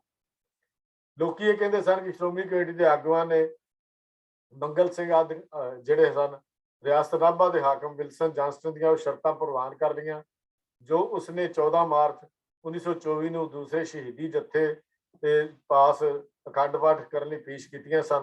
ਇਸ ਤਰ੍ਹਾਂ ਲੋਕੀ ਇਹ ਮਹਿਸੂਸ ਕਰਨ ਲੱਗ ਪਏ ਕਿ ਜੇਤੋ ਦੇ ਮੋਰਚੇ ਵਿੱਚ ਸ਼ਾਨਦਾਰ ਜਿੱਤ ਪ੍ਰਾਪਤ ਨਹੀਂ ਹੋਈ। ਗੰਗਸਰ ਜੇਤੋ ਦੇ ਕਿਉਂਕਿ ਉਹ ਸ਼ਰਤਾਂ ਦੇ ਅਧੀਨ ਹੀ ਸਮਝੌਤਾ ਹੋ ਗਿਆ, ਜਿਹੜੀਆਂ ਸਮਝੌਤਾ ਜੇ ਇਹ ਕਰਨਾ ਸੀ ਤਾਂ ਫਿਰ ਸ਼ਹਾਦਤਾਂ ਕਿਉਂ ਦਿੱਤੀਆਂ ਜਾਂ ਕੁਰਬਾਨੀਆਂ ਕਿਉਂ ਦਿੱਤੀਆਂ, ਇੰਨਾ ਲੰਮਾ ਮੋਰਚਾ ਕਿਉਂ ਚਲਾਇਆ। ਤਾਂ ਉਹਨਾਂ ਦਾ ਐਸੀ ਵੀ ਇਹ ਮੋਰਚੇ ਵਿੱਚ ਸਾਨੂੰ ਸ਼ਾਨਦਾਰ ਜਿੱਤ ਪ੍ਰਾਪਤ ਨਹੀਂ ਹੋਈ, ਅਧੂਰੀ ਜੀ ਜਿੱਤ ਸਾਨੂੰ ਪ੍ਰਾਪਤ ਹੋਈ ਹੈ। ਤੇ ਉਹ ਹਰ ਲੋਕ ਜਿਹੜੇ ਸਨ ਜਾਂ ਉਹ ਆਗੂ ਜਿਹੜੇ ਸਨ ਉਹ ਸਰਕਾਰ ਦੇ ਬਣਾਏ ਹੋਏ ਇਸ ਗੁਰਦੁਆਰਾ ਕਾਨੂੰਨ ਦਾ ਨਾਂ ਸੁਣਨ ਤੋਂ ਵੀ ਖਿਝਦੇ ਸਨ ਵੀ ਇਹਦਾ ਨਾਂ ਵੀ ਸਾਡੇ ਅੱਗੇ ਨਾ ਲਵੋ, ਕਿਉਂਕਿ ਸਾਡੀ ਜਿਹੜੀ ਜ਼ਮੀਰ ਹੈ ਉਹਨੂੰ ਵੇਚ ਕੇ ਇਹ ਕਾਨੂੰਨ ਜਿਹੜਾ ਹੈ ਬਣਾਇਆ ਗਿਆ ਹੈ। ਉਹਨਾਂ ਨੇ ਇਹਨਾਂ ਦੇ ਅੰਦਰ ਉਹਨਾਂ ਦੇ ਵਿਚਾਰ ਸੀ। ਖੈਰ ਆਪਾਂ ਇਹ ਗੱਲ ਕਰੀਏ ਕਿ ਜੈਤੋ ਦੇ ਵਿੱਚ 101 ਅਖੰਡ ਪਾਠਾਂ ਦੀ ਸਮਾਪਤੀ ਤੋਂ ਪਿੱਛੋਂ ਸਾਰੇ ਜੱਥੇ 8 ਅਗਸਤ 1925 ਨੂੰ ਤਰਨਤਾਰਨ ਆਏ। ਉੱਥੋਂ 9 ਅਗਸਤ ਨੂੰ ਇੱਕ ਭਾਰੀ ਜਲੂਸ ਦੀ ਸ਼ਕਲ ਵਿੱਚ ਗੁਰੂ ਕੀ ਨਗਰੀ ਸ਼੍ਰੀ ਅੰਮ੍ਰਿਤਸਰ ਵਿੱਚ ਰਾਤ ਦੇ ਤਕਰੀਬਨ 10 ਵਜੇ ਜਾ ਕੇ ਪਹੁੰਚਦੇ ਹਨ। ਤਾਂ 10 ਅਗਸਤ ਨੂੰ ਸ਼੍ਰੀ ਅਕਾਲ ਤਖਤ ਸਾਹਿਬ ਦੇ ਸਾਹਮਣੇ ਭਾਰੀ ਦੀਵਾਨ ਸਜਦਾ ਹੈ, ਜਿਸ ਵਿੱਚ ਸਾਰੇ ਜੱਥਿਆਂ ਨੂੰ ਸਰੂਪ ਪਾਉ ਦਿੱਤੇ ਗਏ, ਉਹਨਾਂ ਨੂੰ ਇੱਜ਼ਤਮਾਨ ਦਿੱਤਾ ਗਿਆ। ਸ਼੍ਰੋਮਣੀ ਕਮੇਟੀ ਦੇ ਸ਼੍ਰੋਮਣੀ ਅਕਾਲੀ ਦਲ ਵੱਲੋਂ ਵੀ ਉਹਨਾਂ ਦੀ ਸੇਵਾ ਦੀ ਪ੍ਰਸ਼ੰਸਾ ਕੀਤੀ ਗਈ, ਵਡਿਆਈ ਕੀਤੀ ਗਈ। ਇਸ ਤੋਂ ਉਪਰੰਤ ਲੋਕੀ ਜਿਹੜੇ ਸੀ ਘਰਾਂ ਨੂੰ ਚਲ ਗਏ। ਤਾਂ ਇਹ ਗੁਰਦੁਆਰਾ ਸੁਧਾਰ ਲਹਿਰ ਦੇ ਜੇਤੋ ਦੇ ਮੋਰਚੇ ਦਾ ਅੰਤਮ ਨਜ਼ਾਰਾ ਹੈ ਜਿਹੜਾ ਇੱਥੇ ਆ ਕੇ ਮੁੱਕ ਜਾਂਦਾ ਹੈ। ਗੁਰਦੁਆਰਾ ਐਕਟ ਦੇ ਵਿੱਚ ਮਤਭੇਦ ਹੋਏ। ਗੁਰਦੁਆਰਾ ਐਕਟ ਸ਼੍ਰੋਮਣੀ ਕਮੇਟੀ ਤੇ ਬਾਹਰਲੇ ਕਿਲੇ ਦੇ ਅੰਦਰ ਬੰਦ ਆਗੂਆਂ ਦੇ ਕੌਂਸਲ ਦੇ ਸਿੱਖ ਮੈਂਬਰਾਂ ਦੀ ਸਭ ਦੀ ਸੰਮਤੀ ਨਾਲ ਬਣਾਇਆ ਗਿਆ ਸੀ। ਇਸ ਲਈ ਮਹੰਤਾਂ ਪਾਸੋਂ ਗੁਰਦੁਆਰਿਆਂ ਦੀਆਂ ਜਾਇਦਾਦਾਂ ਸੌਖੀਆਂ ਪੰਥਕ ਪ੍ਰਬੰਧ ਵਿੱਚ ਆਉਂਦੀਆਂ ਸਨ ਅਤੇ ਆਮਦਨ ਖਰਚ ਦਾ ਹਿਸਾਬ ਠੀਕ ਹੁੰਦਾ ਸੀ। ਪਰ 1926 ਵਿੱਚ ਇਹ ਫੁੱਟ ਤੇ ਪਾਰਟੀਬਾਜ਼ੀ ਦਾ ਕਾਰਨ ਬਣ ਗਿਆ। ਇਹ ਜਿਹੜਾ ਗੁਰਦੁਆਰਾ ਐਕਟ ਸੀ, ਸ਼੍ਰੋਮਣੀ ਕਮੇਟੀ ਦੇ ਪਹਿਲੇ ਜੱਥੇ ਵਿੱਚ ਸਰਕਾਰ ਨੇ ਪ੍ਰੋਫੈਸਰ ਤੇਜਾ ਸਿੰਘ ਦੇ ਵਿਰੁੱਧ ਮੁਕੱਦਮਾ ਵਾਪਸ ਲੈ ਲਿਆ। ਉਹਨਾਂ ਨੂੰ 23 ਦਸੰਬਰ 1924 ਨੂੰ ਰਿਹਾ ਕਰ ਦਿੱਤਾ ਗਿਆ। 23 ਦਸੰਬਰ 1925 ਨੂੰ 8 ਹੋਰ ਬਰੀ ਕਰ ਦਿੱਤੇ ਗਏ। ਇਹਨਾਂ ਵਿੱਚ professor Narendra Singh ji, Nanak Singh ji Delhi, sir Gurbakhsh Singh ji, sir Narayan Singh ji ਜੋ ਬੈਰਿਸਟਰ ਸਨ, ਤੇ ਸ਼੍ਰੋਮਣੀ ਕਮੇਟੀ ਦੇ ਸਟਾਫ ਦੇ ਵਿੱਚੋਂ ਭਾਈ ਨੰਦ ਸਿੰਘ ਤੇ ਸਾਹਿਬ ਮਾਨ ਸਿੰਘ, ਲਾਹੌਰਾ ਸਿੰਘ, ਵਾਸੁਦੇਵ ਸਿੰਘ, ਇਹਨਾਂ ਨੂੰ ਰਿਹਾ ਕਰ ਦਿੱਤਾ ਗਿਆ। 22 ਫਰਵਰੀ 1925 ਨੂੰ ਨਾਭੇ ਤੋਂ ਪ੍ਰਿੰਸੀਪਲ ਗਿਡਵਾਨੀ ਨੂੰ ਵੀ ਛੱਡ ਦਿੱਤਾ ਗਿਆ। ਸ਼੍ਰੋਮਣੀ ਕਮੇਟੀ ਦੇ ਦੂਜੇ ਜੱਥੇ ਦੇ 4 ਮੈਂਬਰਾਂ ਵਿੱਚ ਜਿਹੜੇ ਬਾਬਾ ਸਰੂਪ ਸਿੰਘ ਜੀ, ਸਰ ਰਾਜਾ ਸਿੰਘ ਜੀ ਵਕੀਲ, ਸਰ ਜਗਤ ਸਿੰਘ ਜੀ ਪਿਸ਼ਾਵਰ, ਸਰਦਾਰ ਮਤਾਬ ਸਿੰਘ ਜੀ ਕੋਹਾਟ, ਇਹਨਾਂ ਨੂੰ ਹਾਈ ਕੋਰਟ ਦੇ ਵਿੱਚ ਅਪੀਲ ਵਿੱਚ ਬਰੀ ਕਰ ਦਿੱਤਾ ਗਿਆ। ਦੂਜੇ ਜੱਥੇ ਦੇ 48 ਮੈਂਬਰਾਂ ਨੂੰ ਸਜ਼ਾ ਹੋਈ, ਜਿਨ੍ਹਾਂ ਵਿੱਚੋਂ 44 ਦੇ ਨਾਮਿਲਵਰਤਨ ਕੀਤਾ ਤੇ ਕੋਈ ਅਪੀਲ ਨਹੀਂ ਸੀ ਕੀਤੀ। 4 ਨੇ ਅਪੀਲ ਕੀਤੀ, ਉਹਨਾਂ ਨੂੰ ਬਰੀ ਕਰ ਦਿੱਤਾ ਗਿਆ। ਭਾਈ ਜੋਤ ਸਿੰਘ ਪੰਜਾਬ ਕੌਂਸਲ ਵਿੱਚ ਇੱਕ ਸਵਾਲ ਕੀਤਾ ਵੀ ਜਦ ਦੂਜੇ ਜੱਥੇ ਦੇ 4 ਮੈਂਬਰ ਹਾਈ ਕੋਰਟ ਨੇ ਛੱਡ ਦਿੱਤੇ ਹਨ ਤਾਂ ਜੁਰਮ ਸਾਰਿਆਂ ਦਾ ਇੱਕੋ ਹੀ ਸੀ, ਬਾਕੀ ਦਿਆਂ ਨੂੰ ਕਿਉਂ ਨਹੀਂ ਛੱਡਿਆ ਜਾਂਦਾ? ਤਾਂ ਉੱਥੋਂ ਜੌਨ ਮਿਨਾਰ ਨੇ ਉੱਤਰ ਦਿੱਤਾ ਉਹ ਵੀ ਅਪੀਲ ਕਰਨ ਜਾਂ ਸਰਕਾਰ ਪਾਸ ਦਰਖਾਸਤ ਦੇਣ, ਤਰਲਾ ਕਰਨ, ਛੱਡੇ ਜਾ ਸਕਦੇ ਹਨ। ਮਤਲਬ ਸਰਕਾਰ ਲੀਕਾਂ ਕਢਾਣੀਆਂ ਚਾਹੁੰਦੀ ਸੀ ਸਿੱਖ ਆਗੂਆਂ ਦੇ ਕੋਲੋਂ ਵੀ ਸਾਡੇ ਅੱਗੇ ਮਿੰਨਤਾਂ ਕਰੋ, ਸਾਡੇ ਅੱਗੇ ਤੇ ਤਰਲੇ ਕਰੋ ਤਾਂ ਅਸੀਂ ਤੁਹਾਨੂੰ ਰਿਹਾ ਕਰਾਂਗੇ। ਸ਼੍ਰੋਮਣੀ ਦੇ ਤੀਜੇ ਜੱਥੇ ਵਿੱਚੋਂ ਸਨ, ਉਹਨਾਂ ਵਿੱਚੋਂ ਵੀ ਕੁਛ ਇਸ ਤਰ੍ਹਾਂ ਹੀ ਹੋਇਆ। ਕੁਝ ਆਦਮੀਆਂ ਨੂੰ ਛੱਡ ਦਿੱਤਾ ਗਿਆ, ਕੁਝ ਆਦਮੀਆਂ ਦੇ ਉੱਤੇ ਫਰਦ ਜੁਰਮ ਲਾ ਕੇ ਭਾਵ FIR ਜਿਹਨੂੰ ਅਸੀਂ ਕਹਿੰਦੇ ਆ ਉਹ ਕਰਕੇ ਫਿਰ ਅੰਦਰ ਦੇ ਦਿੱਤੇ ਗਏ। 1925 ਵਿੱਚ ਸਰਕਾਰ ਦੀ ਪਾਲਿਸੀ ਸਖਤੀ ਕਰਨ ਤੇ ਛੱਡਣ ਦੀ ਵੀ ਸੀ, ਸਖਤੀ ਕਰੋ ਛੱਡ ਦਿਓ, ਸਖਤੀ ਕਰੋ ਛੱਡ ਦਿਓ। ਗੁਰਦੁਆਰਾ ਬਿੱਲ ਪਾਸ ਹੋਣ ਸਮੇਂ 9 ਜੁਲਾਈ ਨੂੰ ਗਵਰਨਰ ਨੇ ਕੌਂਸਲ 'ਚ ਇੱਕ ਐਲਾਨ ਕੀਤਾ ਸੀ ਕਿ ਸ਼੍ਰੋਮਣੀ ਕਮੇਟੀ ਦੇ ਜਿਹੜੇ ਆਗੂ ਗੁਰਦੁਆਰਾ ਬਿੱਲ ਪਰ ਵਰਤੋਂ ਕਰਨ ਦਾ ਇਕਰਾਰ ਕਰਨ ਜਾਂ ਵਾਅਦਾ ਕਰਨ, ਉਹਨਾਂ ਨੂੰ ਸਰਕਾਰ ਰਿਹਾ ਕਰ ਦੇਗੀ। ਕਈ ਮੁਖੀਆਂ ਨੇ ਕੋਈ ਇਕਰਾਰ ਕਰਨ ਬਚਨ ਦੇ ਕੇ ਰਿਹਾ ਹੋਣ ਨੂੰ ਆਪਣਾ ਬੇਇੱਜ਼ਤੀ ਸਮਝੀ ਵੀ ਸਾਡੀ ਹੱਦ ਤੱਕ ਹੈ, ਅਸੀਂ ਕੋਈ ਸ਼ਰਤਾਂ ਦੇ ਉੱਤੇ ਰਿਹਾ ਹੋਈਏ। ਸਿੱਖੀ ਦੀ ਅਣਖ ਸਾਨੂੰ ਅਜਿਹਾ ਕਰਨ ਦੀ ਇਜਾਜ਼ਤ ਹੀ ਨਹੀਂ ਦਿੰਦੀ। ਸਿੱਖੀ ਇਸ ਗੱਲ ਦੀ ਸਾਨੂੰ ਇਜਾਜ਼ਤ ਨਹੀਂ ਦਿੰਦੀ। ਗੁਰਦੁਆਰਾ ਐਕਟ ਬਣਿਆ ਸਾਰਿਆਂ ਦੀ ਮਰਜ਼ੀ ਨਾਲ ਹੈ, ਪਰ ਐਗਰੀਮੈਂਟ ਕਰਕੇ ਰਿਹਾ ਹੋਣ ਤੇ ਐਗਰੀਮੈਂਟ ਤੋਂ ਬਿਨਾਂ ਰਿਹਾਈ ਲਈ ਮਤਭੇਦ ਹੋ ਗਿਆ, ਉੱਥੇ ਵੀ ਫੁੱਟ ਪੈ ਗਈ। ਇਸ ਗੱਲ ਤੇ ਲਾਹੌਰ ਦੇ ਕਿਲੇ ਵਿੱਚ 2 ਪਾਰਟੀਆਂ ਬਣ ਗਈਆਂ ਤੇ ਅਜਿਹੀ ਫੁੱਟ ਪਈ ਕਿ ਸਿੱਖ ਪੰਥ ਦਾ ਭਵਿੱਖ ਦੇ ਉੱਤੇ ਹੀ ਬਹੁਤ ਮਾੜਾ ਅਸਰ ਇਹਦਾ ਜਿਹੜਾ ਸੀ ਇਸ ਫੁੱਟ ਦਾ ਪਿਆ। ਗੁਰਦੁਆਰਾ ਐਕਟ ਦੇ ਬਣਨ ਕਰਕੇ ਰਿਹਾਈ ਦੇ ਉੱਤੇ ਹੀ ਫੁੱਟ ਜਿਹੜੀ ਸੀ ਪੈਦਾ ਹੋ ਗਈ। ਵੀ ਅਸੀਂ ਐਗਰੀਮੈਂਟ ਕਰਕੇ ਸ਼ਰਤਾਂ ਤੇ ਰਿਹਾ ਨਹੀਂ ਹੋਣਾ, ਜਾਂ ਤਾਂ ਸਰਕਾਰ ਸਾਨੂੰ ਬਾਸ਼ਰਤ ਰਿਹਾ ਕਰੇ, ਬਿਨਾਂ ਸ਼ਰਤਾਂ ਤੋਂ ਰਿਹਾ ਕਰੇ, ਬਾਸ਼ਰਤ ਅਸੀਂ ਰਿਹਾ ਹੋਣ ਨੂੰ ਤਿਆਰ ਨਹੀਂ ਹਾਂ। ਇਹ ਫੁੱਟ ਆਪੋ ਦੇ ਵਿੱਚ ਪੈ ਗਏ। ਬਾਬਾ ਹਰਕਿਸ਼ਨ ਸਿੰਘ ਜੀ ਜੋ ਲਾਹੌਰ ਕਿਲੇ ਵਿੱਚ ਸਨ, ਉਹਨਾਂ ਨੂੰ 25 ਜਨਵਰੀ 1926 ਨੂੰ ਇਹ ਇੱਕ ਬਿਆਨ ਮਿਸਟਰ ਐਂਡਰਸਨ ਦੀ ਅਦਾਲਤ ਵਿੱਚ ਪੜ੍ਹ ਕੇ ਸੁਣਾਇਆ। ਉਹਨਾਂ ਦਾ ਬਿਆਨ ਸੀ, ਹਿਸ ਐਕਲੀਮੇਸੀ ਗਵਰਨਰ ਪੰਜਾਬ ਨੇ ਜਿਹੜੀ ਤਕਰੀਰ 9 ਜੁਲਾਈ 1925 ਨੂੰ ਲੈਜਿਸਲੇਟਿਵ ਕਾਉਂਸਲ 'ਚ ਕੀਤੀ ਹੈ, ਉਸ ਦਾ ਹਵਾਲਾ ਦੇ ਕੇ ਮੈਂ ਕਹਿਣਾ ਚਾਹੁੰਦਾ ਹਾਂ ਕਿ ਮੈਂ ਗੁਰਦੁਆਰਾ ਐਕਟ ਦਾ ਖਰੜਾ ਤਿਆਰ ਕਰਨ ਵਿੱਚ ਮਦਦ ਕੀਤੀ ਹੈ। ਇਸ ਨੂੰ ਗੁਰਦੁਆਰਾ ਸੁਧਾਰ ਦੀਆਂ ਜ਼ਰੂਰੀ ਗੱਲਾਂ ਪੂਰੀਆਂ ਕਰਨ ਲਈ ਇੱਕ ਬਖਸ਼ਿਸ਼ ਸਮਝਦਾ ਹਾਂ। ਇਸ ਐਕਟ ਦੇ ਹੁੰਦਿਆਂ ਸਿੱਧੀ ਕਾਰਵਾਈ ਕਰਨ ਦੀ ਲੋੜ ਨਹੀਂ ਰਹਿ ਜਾਂਦੀ, ਇਸ ਲਈ ਮੈਂ ਗੁਰਦੁਆਰਿਆਂ ਦੇ ਪ੍ਰਬੰਧ ਸੰਬੰਧੀ ਕੋਈ ਸਿੱਧੀ ਕਾਰਵਾਈ ਨਹੀਂ ਕਰਾਂਗਾ। ਇਸ ਐਕਟ ਦੀ ਸੰਜੀਦਗੀ ਨਾਲ ਵਰਤੋਂ ਕਰਾਂਗਾ। ਸੱਚੇ ਦਿਲੋਂ ਪੰਥ ਪਾਸ ਅਪੀਲ ਕਰਾਂਗਾ ਕਿ ਉਹ ਵੀ ਅਜਿਹਾ ਹੀ ਕਰੇ। ਇਹ ਐਗਰੀਮੈਂਟ ਸੀ ਜਿਹੜਾ ਉਸਨੇ ਕਰਨਾ ਪੈਂਦਾ ਸੀ, ਜਿਹੜਾ ਬਾਬਾ ਹਰਕਿਸ਼ਨ ਸਿੰਘ ਜੀ ਨੇ ਐਗਰੀਮੈਂਟ ਜਿਹੜਾ ਸੀ ਉਹ ਅਦਾਲਤ ਵਿੱਚ ਪੜ੍ਹ ਕੇ ਦਿੱਤਾ। ਉਹ ਆਪਣੇ ਇਸ ਐਗਰੀਮੈਂਟ ਤੇ ਜਿਹੜੀ ਰਿਹਾਇਸ਼ ਜਿਹੜੀ ਸੀ ਉਹੀ। ਇਸ ਬਿਆਨ ਦੀ ਪੁਸ਼ਟੀ ਕੁਝ ਸੱਜਣਾਂ ਨੇ ਕਰ ਦਿੱਤੀ, ਜਿਨ੍ਹਾਂ ਦੇ ਨਾਂ ਕਾਫੀ ਜ਼ਿਆਦਾ ਹਨ, ਜਿਨ੍ਹਾਂ ਦਾ ਮੈਂ ਜ਼ਿਕਰ ਨਹੀਂ ਕਰ ਸਕਦਾ ਕਿਉਂਕਿ ਨਾਂ ਕਾਫੀ ਨੇ, ਉਹਨਾਂ ਦੇ ਮੈਂ ਜ਼ਿਕਰ ਨਹੀਂ ਕਰ ਰਿਹਾ। ਇਹਨਾਂ ਨੇ ਕਿਹਾ ਕਿ ਉਹਨਾਂ ਦਾ ਬਿਆਨ ਵੀ ਉਹੀ ਹੈ ਜੋ ਬਾਬਾ ਜੀ ਹਰਕਿਸ਼ਨ ਸਿੰਘ ਜੀ ਦਾ। ਉਹਨਾਂ ਨੇ ਗੱਲ ਕਹਿ ਦਿੱਤੀ, ਜੋ ਬਾਬਾ ਹਰਕਿਸ਼ਨ ਸਿੰਘ ਨੇ ਬਿਆਨ ਦਿੱਤਾ ਸਾਡਾ ਵੀ ਉਹੀ ਬਿਆਨ ਹੈ, ਇਹਨੂੰ ਸੇਮ ਬਿਆਨ ਹੀ ਮੰਨ ਲਿਆ ਜਾਵੇ। ਕੁਝ 21-22 ਨਾਂ ਜਿਹੜੇ ਆਉਂਦੇ ਨੇ, ਜਿਨ੍ਹਾਂ ਨੇ ਇਹ ਕਰਕੇ, ਇਹਨਾਂ ਦੇ ਜਿਹੜੇ ਸੱਜਣਾਂ ਨੇ ਵਿਰੋਧਤਾ ਕੀਤੀ ਉਹ ਮੈਂ ਜ਼ਿਕਰ ਜ਼ਰੂਰ ਕਰਨਾ ਚਾਹਾਂਗਾ। ਸਰ ਤੇਜਾ ਸਿੰਘ ਸਮੁੰਦਰੀ, ਤੇਜਾ ਸਿੰਘ ਘਮਿੰਡ, ਮਾਸਟਰ ਤਾਰਾ ਸਿੰਘ ਜੀ, ਸਰਦਾਰ ਗੋਪਾਲ ਸਿੰਘ ਕੌਮੀ, ਜਥੇਦਾਰ ਤੇਜਾ ਸਿੰਘ ਜੀ ਅਕਰਪੁਰੀ, ਜਥੇਦਾਰ ਅਕਾਲ ਤਖਤ ਸਾਹਿਬ, ਸਰਦਾਰ ਸੋਹਣ ਸਿੰਘ ਜੀ ਜੋਸ਼, ਹਰੀ ਸਿੰਘ ਜਲੰਧਰੀ, ਸੇਵਾ ਸਿੰਘ ਠਿਕਰੀਵਾਲਾ, ਬਾਬੂ ਤ੍ਰਿਪਤ ਸਿੰਘ ਲਾਇਲਪੁਰ, ਸਰਦਾਰ ਭਾਗ ਸਿੰਘ ਵਕੀਲ ਗੁਰਦਾਸਪੁਰ, ਸਰਦਾਰ ਸੁਰਮੁਖ ਸਿੰਘ ਜੀ ਝਬਾਲ, ਸਰਦਾਰ ਗੁਰਚਰਨ ਸਿੰਘ ਵਕੀਲ, ਸਰਦਾਰ ਸੰਤਾ ਸਿੰਘ ਜੀ ਸੁਲਤਾਨਪੁਰ ਅੰਮ੍ਰਿਤਸਰ, ਮਾਸਟਰ ਹਰੀ ਸਿੰਘ ਜੀ ਚੱਕਵਾਲੀਆ, ਰਾਏ ਸਿੰਘ ਜੀ ਕੌਨੀਪੁਰ, ਸਰ ਤੇਜਾ ਸਿੰਘ ਚੂੜਕਾਨਾ। ਇਹਨਾਂ ਮੁਖੀਆਂ ਨੇ ਗੁਰਦੁਆਰਾ ਐਕਟ ਮੰਨਣ ਲਈ, ਜਿਨ੍ਹਾਂ ਮੁਖੀਆਂ ਨੇ ਗੁਰਦੁਆਰਾ ਐਕਟ ਮੰਨਣ ਲਈ ਬਿਆਨ ਦਿੱਤਾ ਸੀ, ਸਰਕਾਰ ਨੇ ਉਹਨਾਂ ਨੂੰ 26 ਜਨਵਰੀ 1926 ਨੂੰ ਰਿਹਾ ਕਰ ਦਿੱਤਾ। 15 ਕੁ ਸੱਜਣ ਜਿਹੜੇ ਸੀ ਜੇਲ੍ਹ 'ਚ ਰਹਿ ਗਏ, ਜਿਸ ਨਾਲ ਬਹੁਤ ਮਤਭੇਦ ਵੱਧ ਗਿਆ। ਦੋ ਪਾਰਟੀਆਂ ਬਣ ਗਈਆਂ। ਸਿੱਖਾਂ ਦੇ ਇਤਿਹਾਸ ਦਾ ਹੈ ਹੀ ਹੈ ਵੀ ਜਿਹੜਾ ਨੂੰ ਛੱਡ ਦਿੱਤਾ ਤੇ ਜਿਹੜੇ ਨਹੀਂ ਛੱਡੇ ਗਏ, ਦੋ ਪਾਰਟੀਆਂ ਬਣ ਗਈਆਂ। ਇੱਕ ਸਰਦਾਰ ਬਹਾਦਰ ਪਾਰਟੀ, ਜਿਹਦੇ ਮੁਖੀ ਸਰਦਾਰ ਮਹਿਤਾਬ ਸਿੰਘ ਜੀ ਤੇ ਗਿਆਨੀ ਸ਼ੇਰ ਸਿੰਘ ਸਨ। ਦੂਜੀ ਅਕਾਲੀ ਪਾਰਟੀ, ਜਿਸ ਦੇ ਮੁਖੀ ਸਰਦਾਰ ਅਮਰ ਸਿੰਘ ਜੀ ਝਬਾਲ ਤੇ ਸਰਦਾਰ ਮੰਗਲ ਸਿੰਘ ਜੀ ਸਨ। ਦੋ ਪਾਰਟੀਆਂ ਸਿੱਖਾਂ ਦੀਆਂ ਆਪਸ ਵਿੱਚ ਬਣ ਗਈਆਂ।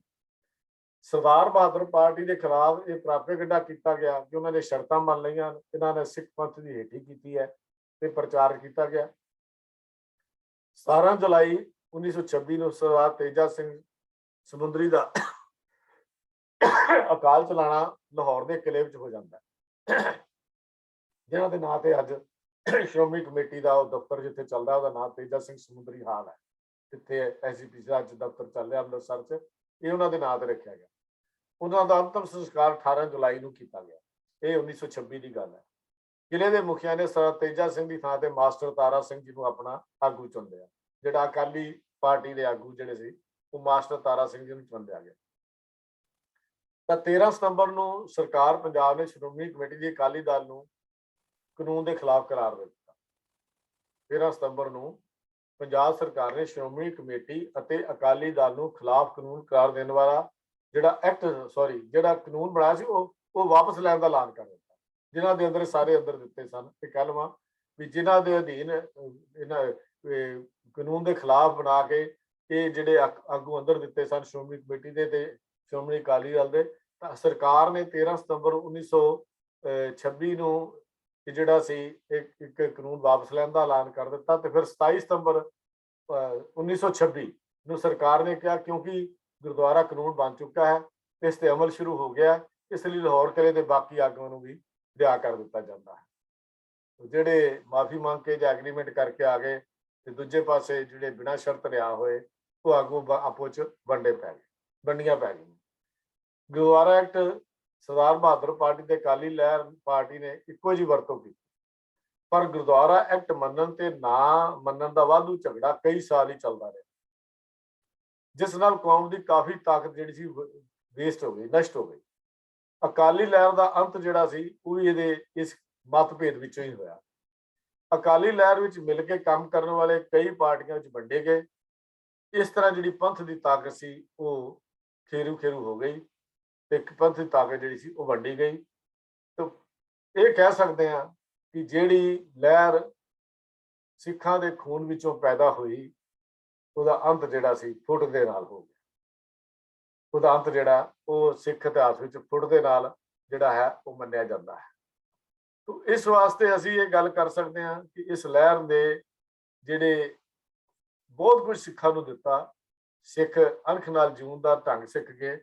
ਸਿੱਖ ਜਿਹੜੇ ਸਨ ਉਹਨਾਂ ਨੇ ਆਪਣੀ ਇੱਜ਼ਤ ਤੇ ਮਾਣ ਦੀ ਮਰਿਆਦਾ ਨੂੰ ਸੰਸਾਰ ਦੇ ਸਾਹਮਣੇ ਜਿਹੜਾ ਪੇਸ਼ ਕੀਤਾ। ਤੋ ਇਸ ਐਕਟ ਦੇ ਅਸੀਂ ਇਹ ਗੱਲ ਦੂਜੇ ਪਾਸੇ ਵੀ ਕਹਿ ਸਕਦੇ ਹਾਂ ਕਿ ਗੁਰਦੁਆਰਾ ਐਕਟ ਸਿੱਖਾਂ ਦੇ ਬਹੁਤ ਸਾਰੇ ਆਗੂਆਂ ਨੇ ਉਸ ਵਕਤ ਮਨਜ਼ੂਰ ਨਹੀਂ ਕੀਤਾ, ਕਈਆਂ ਨੇ ਤਾਂ ਬਹੁਤ ਵਿਰੋਧਤਾ ਕੀਤੀ, ਪਰ ਉਹਨਾਂ ਨੂੰ ਇੱਕ ਗੱਲ ਜ਼ਰੂਰੀ ਹੁੰਦੀ ਹੈ ਵੀ ਇਹ ਐਕਟ ਬਣਨ ਦੇ ਨਾਲ ਉਹਨਾਂ ਦੀ ਤਾਕਤ ਥੋੜੀ ਬਹੁਤੀ ਵਧੀ ਵੀ ਸੀ। ਇਸ ਐਕਟ ਨੇ ਸਿੱਖਾਂ ਜਾਂ ਸ਼੍ਰੋਮਣੀ ਕਮੇਟੀ ਜਾਂ ਸ਼੍ਰੋਮਣੀ ਅਕਾਲੀ ਦਲ ਦੀ ਹੋਂਦ ਕਾਇਮ ਰੱਖਣ ਵਿੱਚ ਬਾਅਦ ਵਿੱਚ ਮਦਦ ਕੀਤੀ। ਉਹ ਵੀ ਉਸ ਵਕਤ ਜਦੋਂ ਇਸ ਐਕਟ ਦੀ ਹੋਂਦ ਵਿੱਚ ਅਕਾਲੀ ਦਲ ਸ਼ਾਇਦ ਖਤਮ ਹੋ ਗਿਆ ਹੁੰਦਾ, ਪਰ ਦੂਜੇ ਪਾਸੇ ਇਸ ਐਕਟ ਨੇ ਗੁਰਦੁਆਰਿਆਂ ਉੱਤੇ ਕਬਜ਼ੇ ਲਈ ਲੜਾਈ ਦਾ ਮੁੱਢ ਵੀ ਬੰਨ੍ਹ ਦਿੱਤਾ ਤੇ ਕੁਝ ਸਾਲ ਤਾਂ ਠੀਕ ਰਿਹਾ, ਪਰ ਬਾਅਦ ਵਿੱਚ ਗੁਰਦੁਆਰਿਆਂ ਤੇ ਉਹੀ ਲੋਕ ਕਾਬਜ ਹੋ ਗਏ ਜੋ ਸ਼ਕਲ ਸੂਰਤ ਤੋਂ ਸਿੱਖ ਹਨ, ਪਰ ਅੰਦਰੋਂ ਮਹੰਤਾਂ ਤੇ ਮਸੰਦਾਂ ਤੋਂ ਬੇਹੱਦ ਮਾੜੇ ਹਨ, ਜਾਂ ਮਾੜੇ ਸਨ ਜਾਂ ਮਾੜੇ ਹਨ। ਦੋਨੇ ਲਫ਼ਜ਼ ਮੈਂ ਵਰਤ ਰਿਹਾ ਹਾਂ ਕਿ ਮਾੜੇ ਸਨ ਤੇ ਮਾੜੇ ਹਨ, ਦੋ ਲਫ਼ਜ਼ ਮੈਂ ਆਪ ਦੇ ਨਾਲ ਸਮਝ ਵਰਤਿਆ। ਪਰ ਇਸ ਐਕਟ ਨਾਲ ਸਿੱਖਾਂ ਨੇ ਇੱਕ ਹਾਫ ਸਟੇਟ ਔਰ ਸਟੇਟ ਵਿਦਨ ਸਟੇਟ ਵਾਲੀ ਤਾਕਤ ਜ਼ਰੂਰ ਜਿਹੜੀ ਸੀ ਹਾਸਲ ਕੀਤੀ, ਤੇ ਜਿਹਦਾ ਰਿਜ਼ਲਟ ਸਾਨੂੰ 1926 ਦੇ ਤੋਂ ਲੈ ਕੇ ਅੱਜ ਤੱਕ ਸਾਨੂੰ ਮਿਲਦਾ ਹੈ। ਅੱਜ ਤੱਕ ਅਸੀਂ ਉਹ ਰਿਜ਼ਲਟ ਜਿਹੜਾ ਹੈ ਉਹ ਦੇਖ ਰਹੇ ਹਾਂ ਜਿਹੜਾ ਸਾਨੂੰ ਮਿਲਦਾ ਹੈ। ਤੋ ਇਸ ਵਾਸਤੇ ਅਸੀਂ ਇਹ ਗੱਲ ਨੂੰ ਕਰੀਏ ਕਿ ਅਸੀਂ ਇਸ ਅਕਾਲੀ ਲਹਿਰ ਦੇ ਵਿੱਚੋਂ ਜੋ ਮਿਲਣਾ ਚਾਹੀਦਾ ਸੀ ਉਹ ਅਸੀਂ ਪੂਰੀ ਤਰੀਕੇ ਦੇ ਨਾਲ ਨਹੀਂ ਲੈ ਸਕੇ, ਤੇ ਉਸ ਅਕਾਲੀ ਲਹਿਰ ਦੀ ਤਕਰੀਬਨ ਗੁਰਦੁਆਰਾ ਐਕਟ ਬਣਨ ਦੇ ਨਾਲ ਹੋਏ ਪਤਨ ਦੇ ਵਿੱਚੋਂ ਬਹੁਤ ਕੁਝ ਸਾਡਾ ਗਵਾਚ ਜਾਂਦਾ ਹੈ। ਹੁਣ ਅੱਗੋਂ ਹੈ ਸਿਆਸੀ ਹੱਕਾਂ ਵਾਸਤੇ ਜਦੋਜਹਿਦ ਜਿਹੜੀ ਸਿਆਸੀ ਹੱਕਾਂ ਵਾਸਤੇ ਸਿੱਖਾਂ ਦੀ ਜਦੋਜਹਿਦ ਸ਼ੁਰੂ ਹੋ ਜਾਂਦੀ ਹੈ।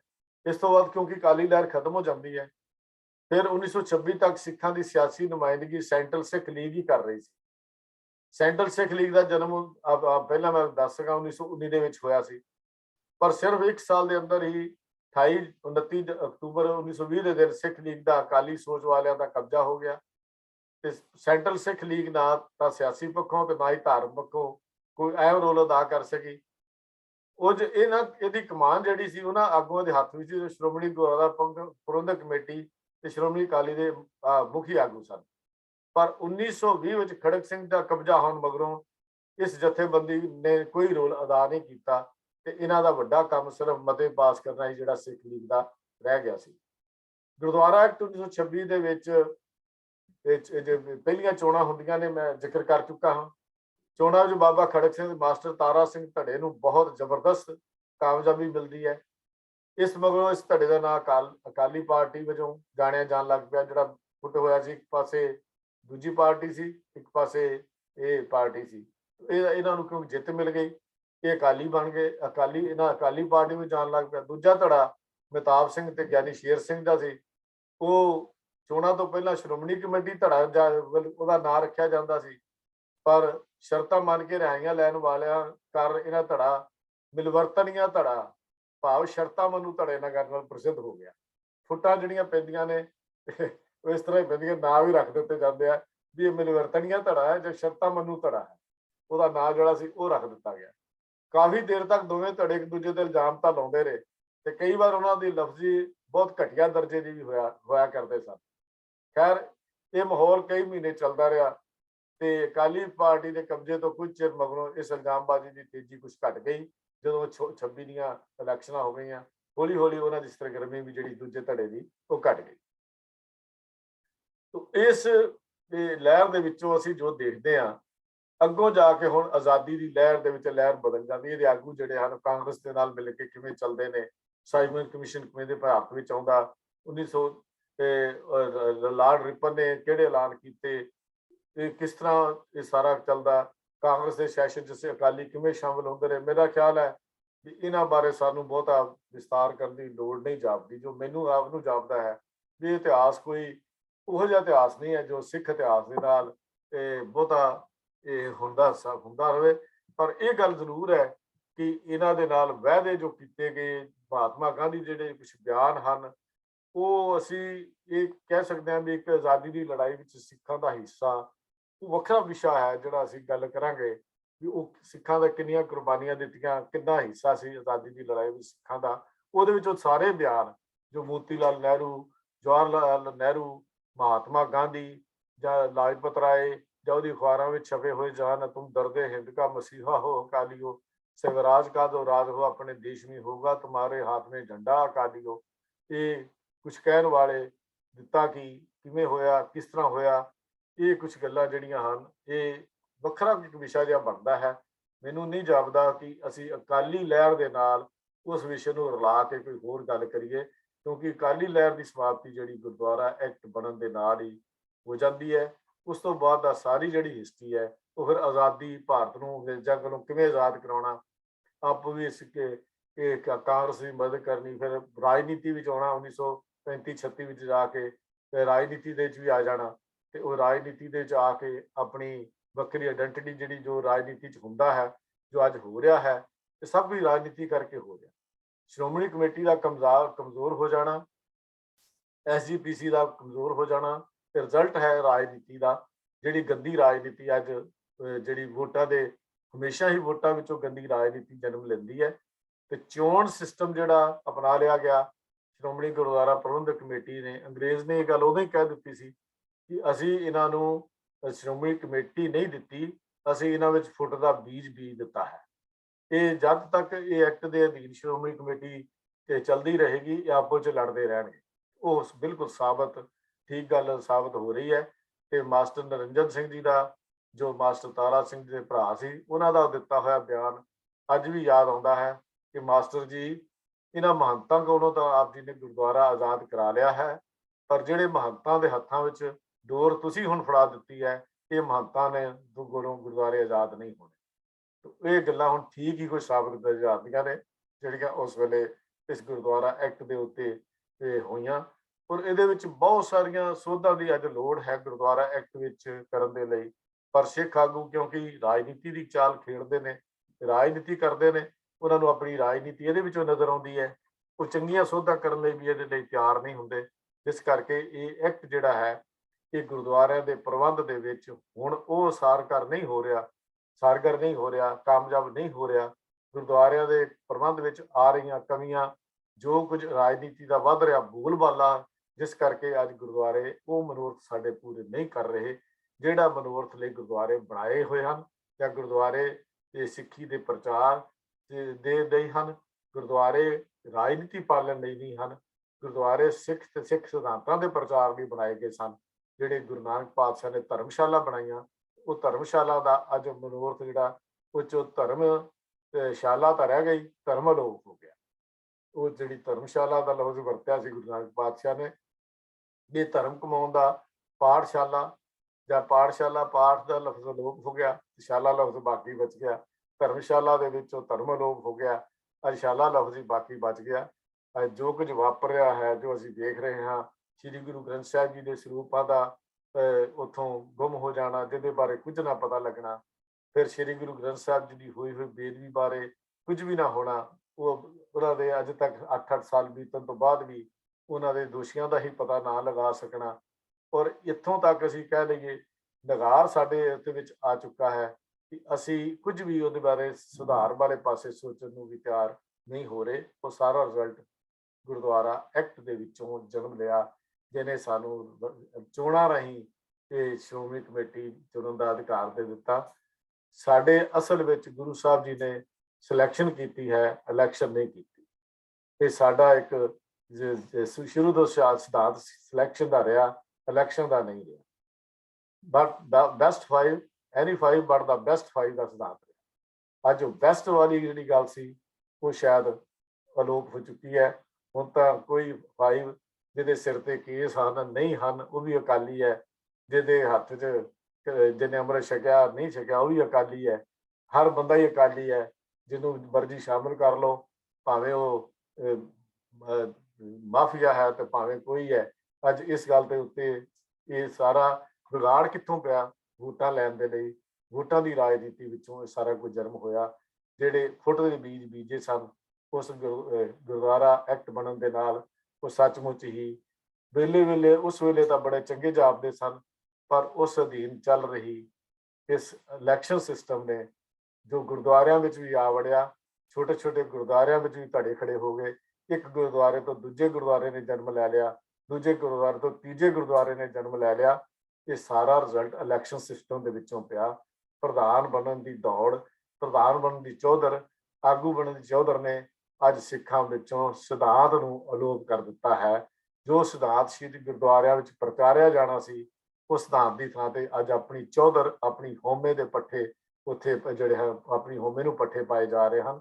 ਕਾਰਨ ਇਹੀ ਹੈ ਕਿ ਇਸ ਇਲੈਕਸ਼ਨ ਸਿਸਟਮ ਵਿੱਚ ਪੈਸਾ, ਬਦਮਾਸ਼ੀ ਤੇ ਹੋਰ ਕੰਮ ਚੱਲਦਾ ਹੈ, ਜਿਹਨੇ ਸਿੱਖਾਂ ਦੇ ਸਿਧਾਂਤ ਨੂੰ ਬਹੁਤ ਕਰੜੀ ਸੱਟ ਮਾਰੀ। ਲੋੜ ਹੈ ਇਸ ਤੇ ਬੈਠ ਕੇ ਕੋਈ ਨਿਰਣਾ ਕੀਤਾ ਜਾਵੇ। ਅਸੀਂ ਤਾਂ ਵਾਹਿਗੁਰੂ ਅੱਗੇ ਅਰਦਾਸ ਕਰਦੇ ਹਾਂ, ਸੱਚੇ ਪਾਤਸ਼ਾਹ ਪੰਥ 'ਚ ਏਕਤਾ, ਪ੍ਰੇਮ, ਸ਼ਰਧਾ, ਭਗਤੀ ਭਾਵ ਵਧੇ। ਅਕਾਲੀ ਲਹਿਰ ਦੇ ਸਮੇਂ ਸਿੱਖੀ ਜੀਵਨ ਦੀ ਸੁਗੰਧੀ ਸਾਰੇ ਸੰਸਾਰ ਵਿੱਚ ਮਹਿਕ ਕੇ ਫੈਲੇ।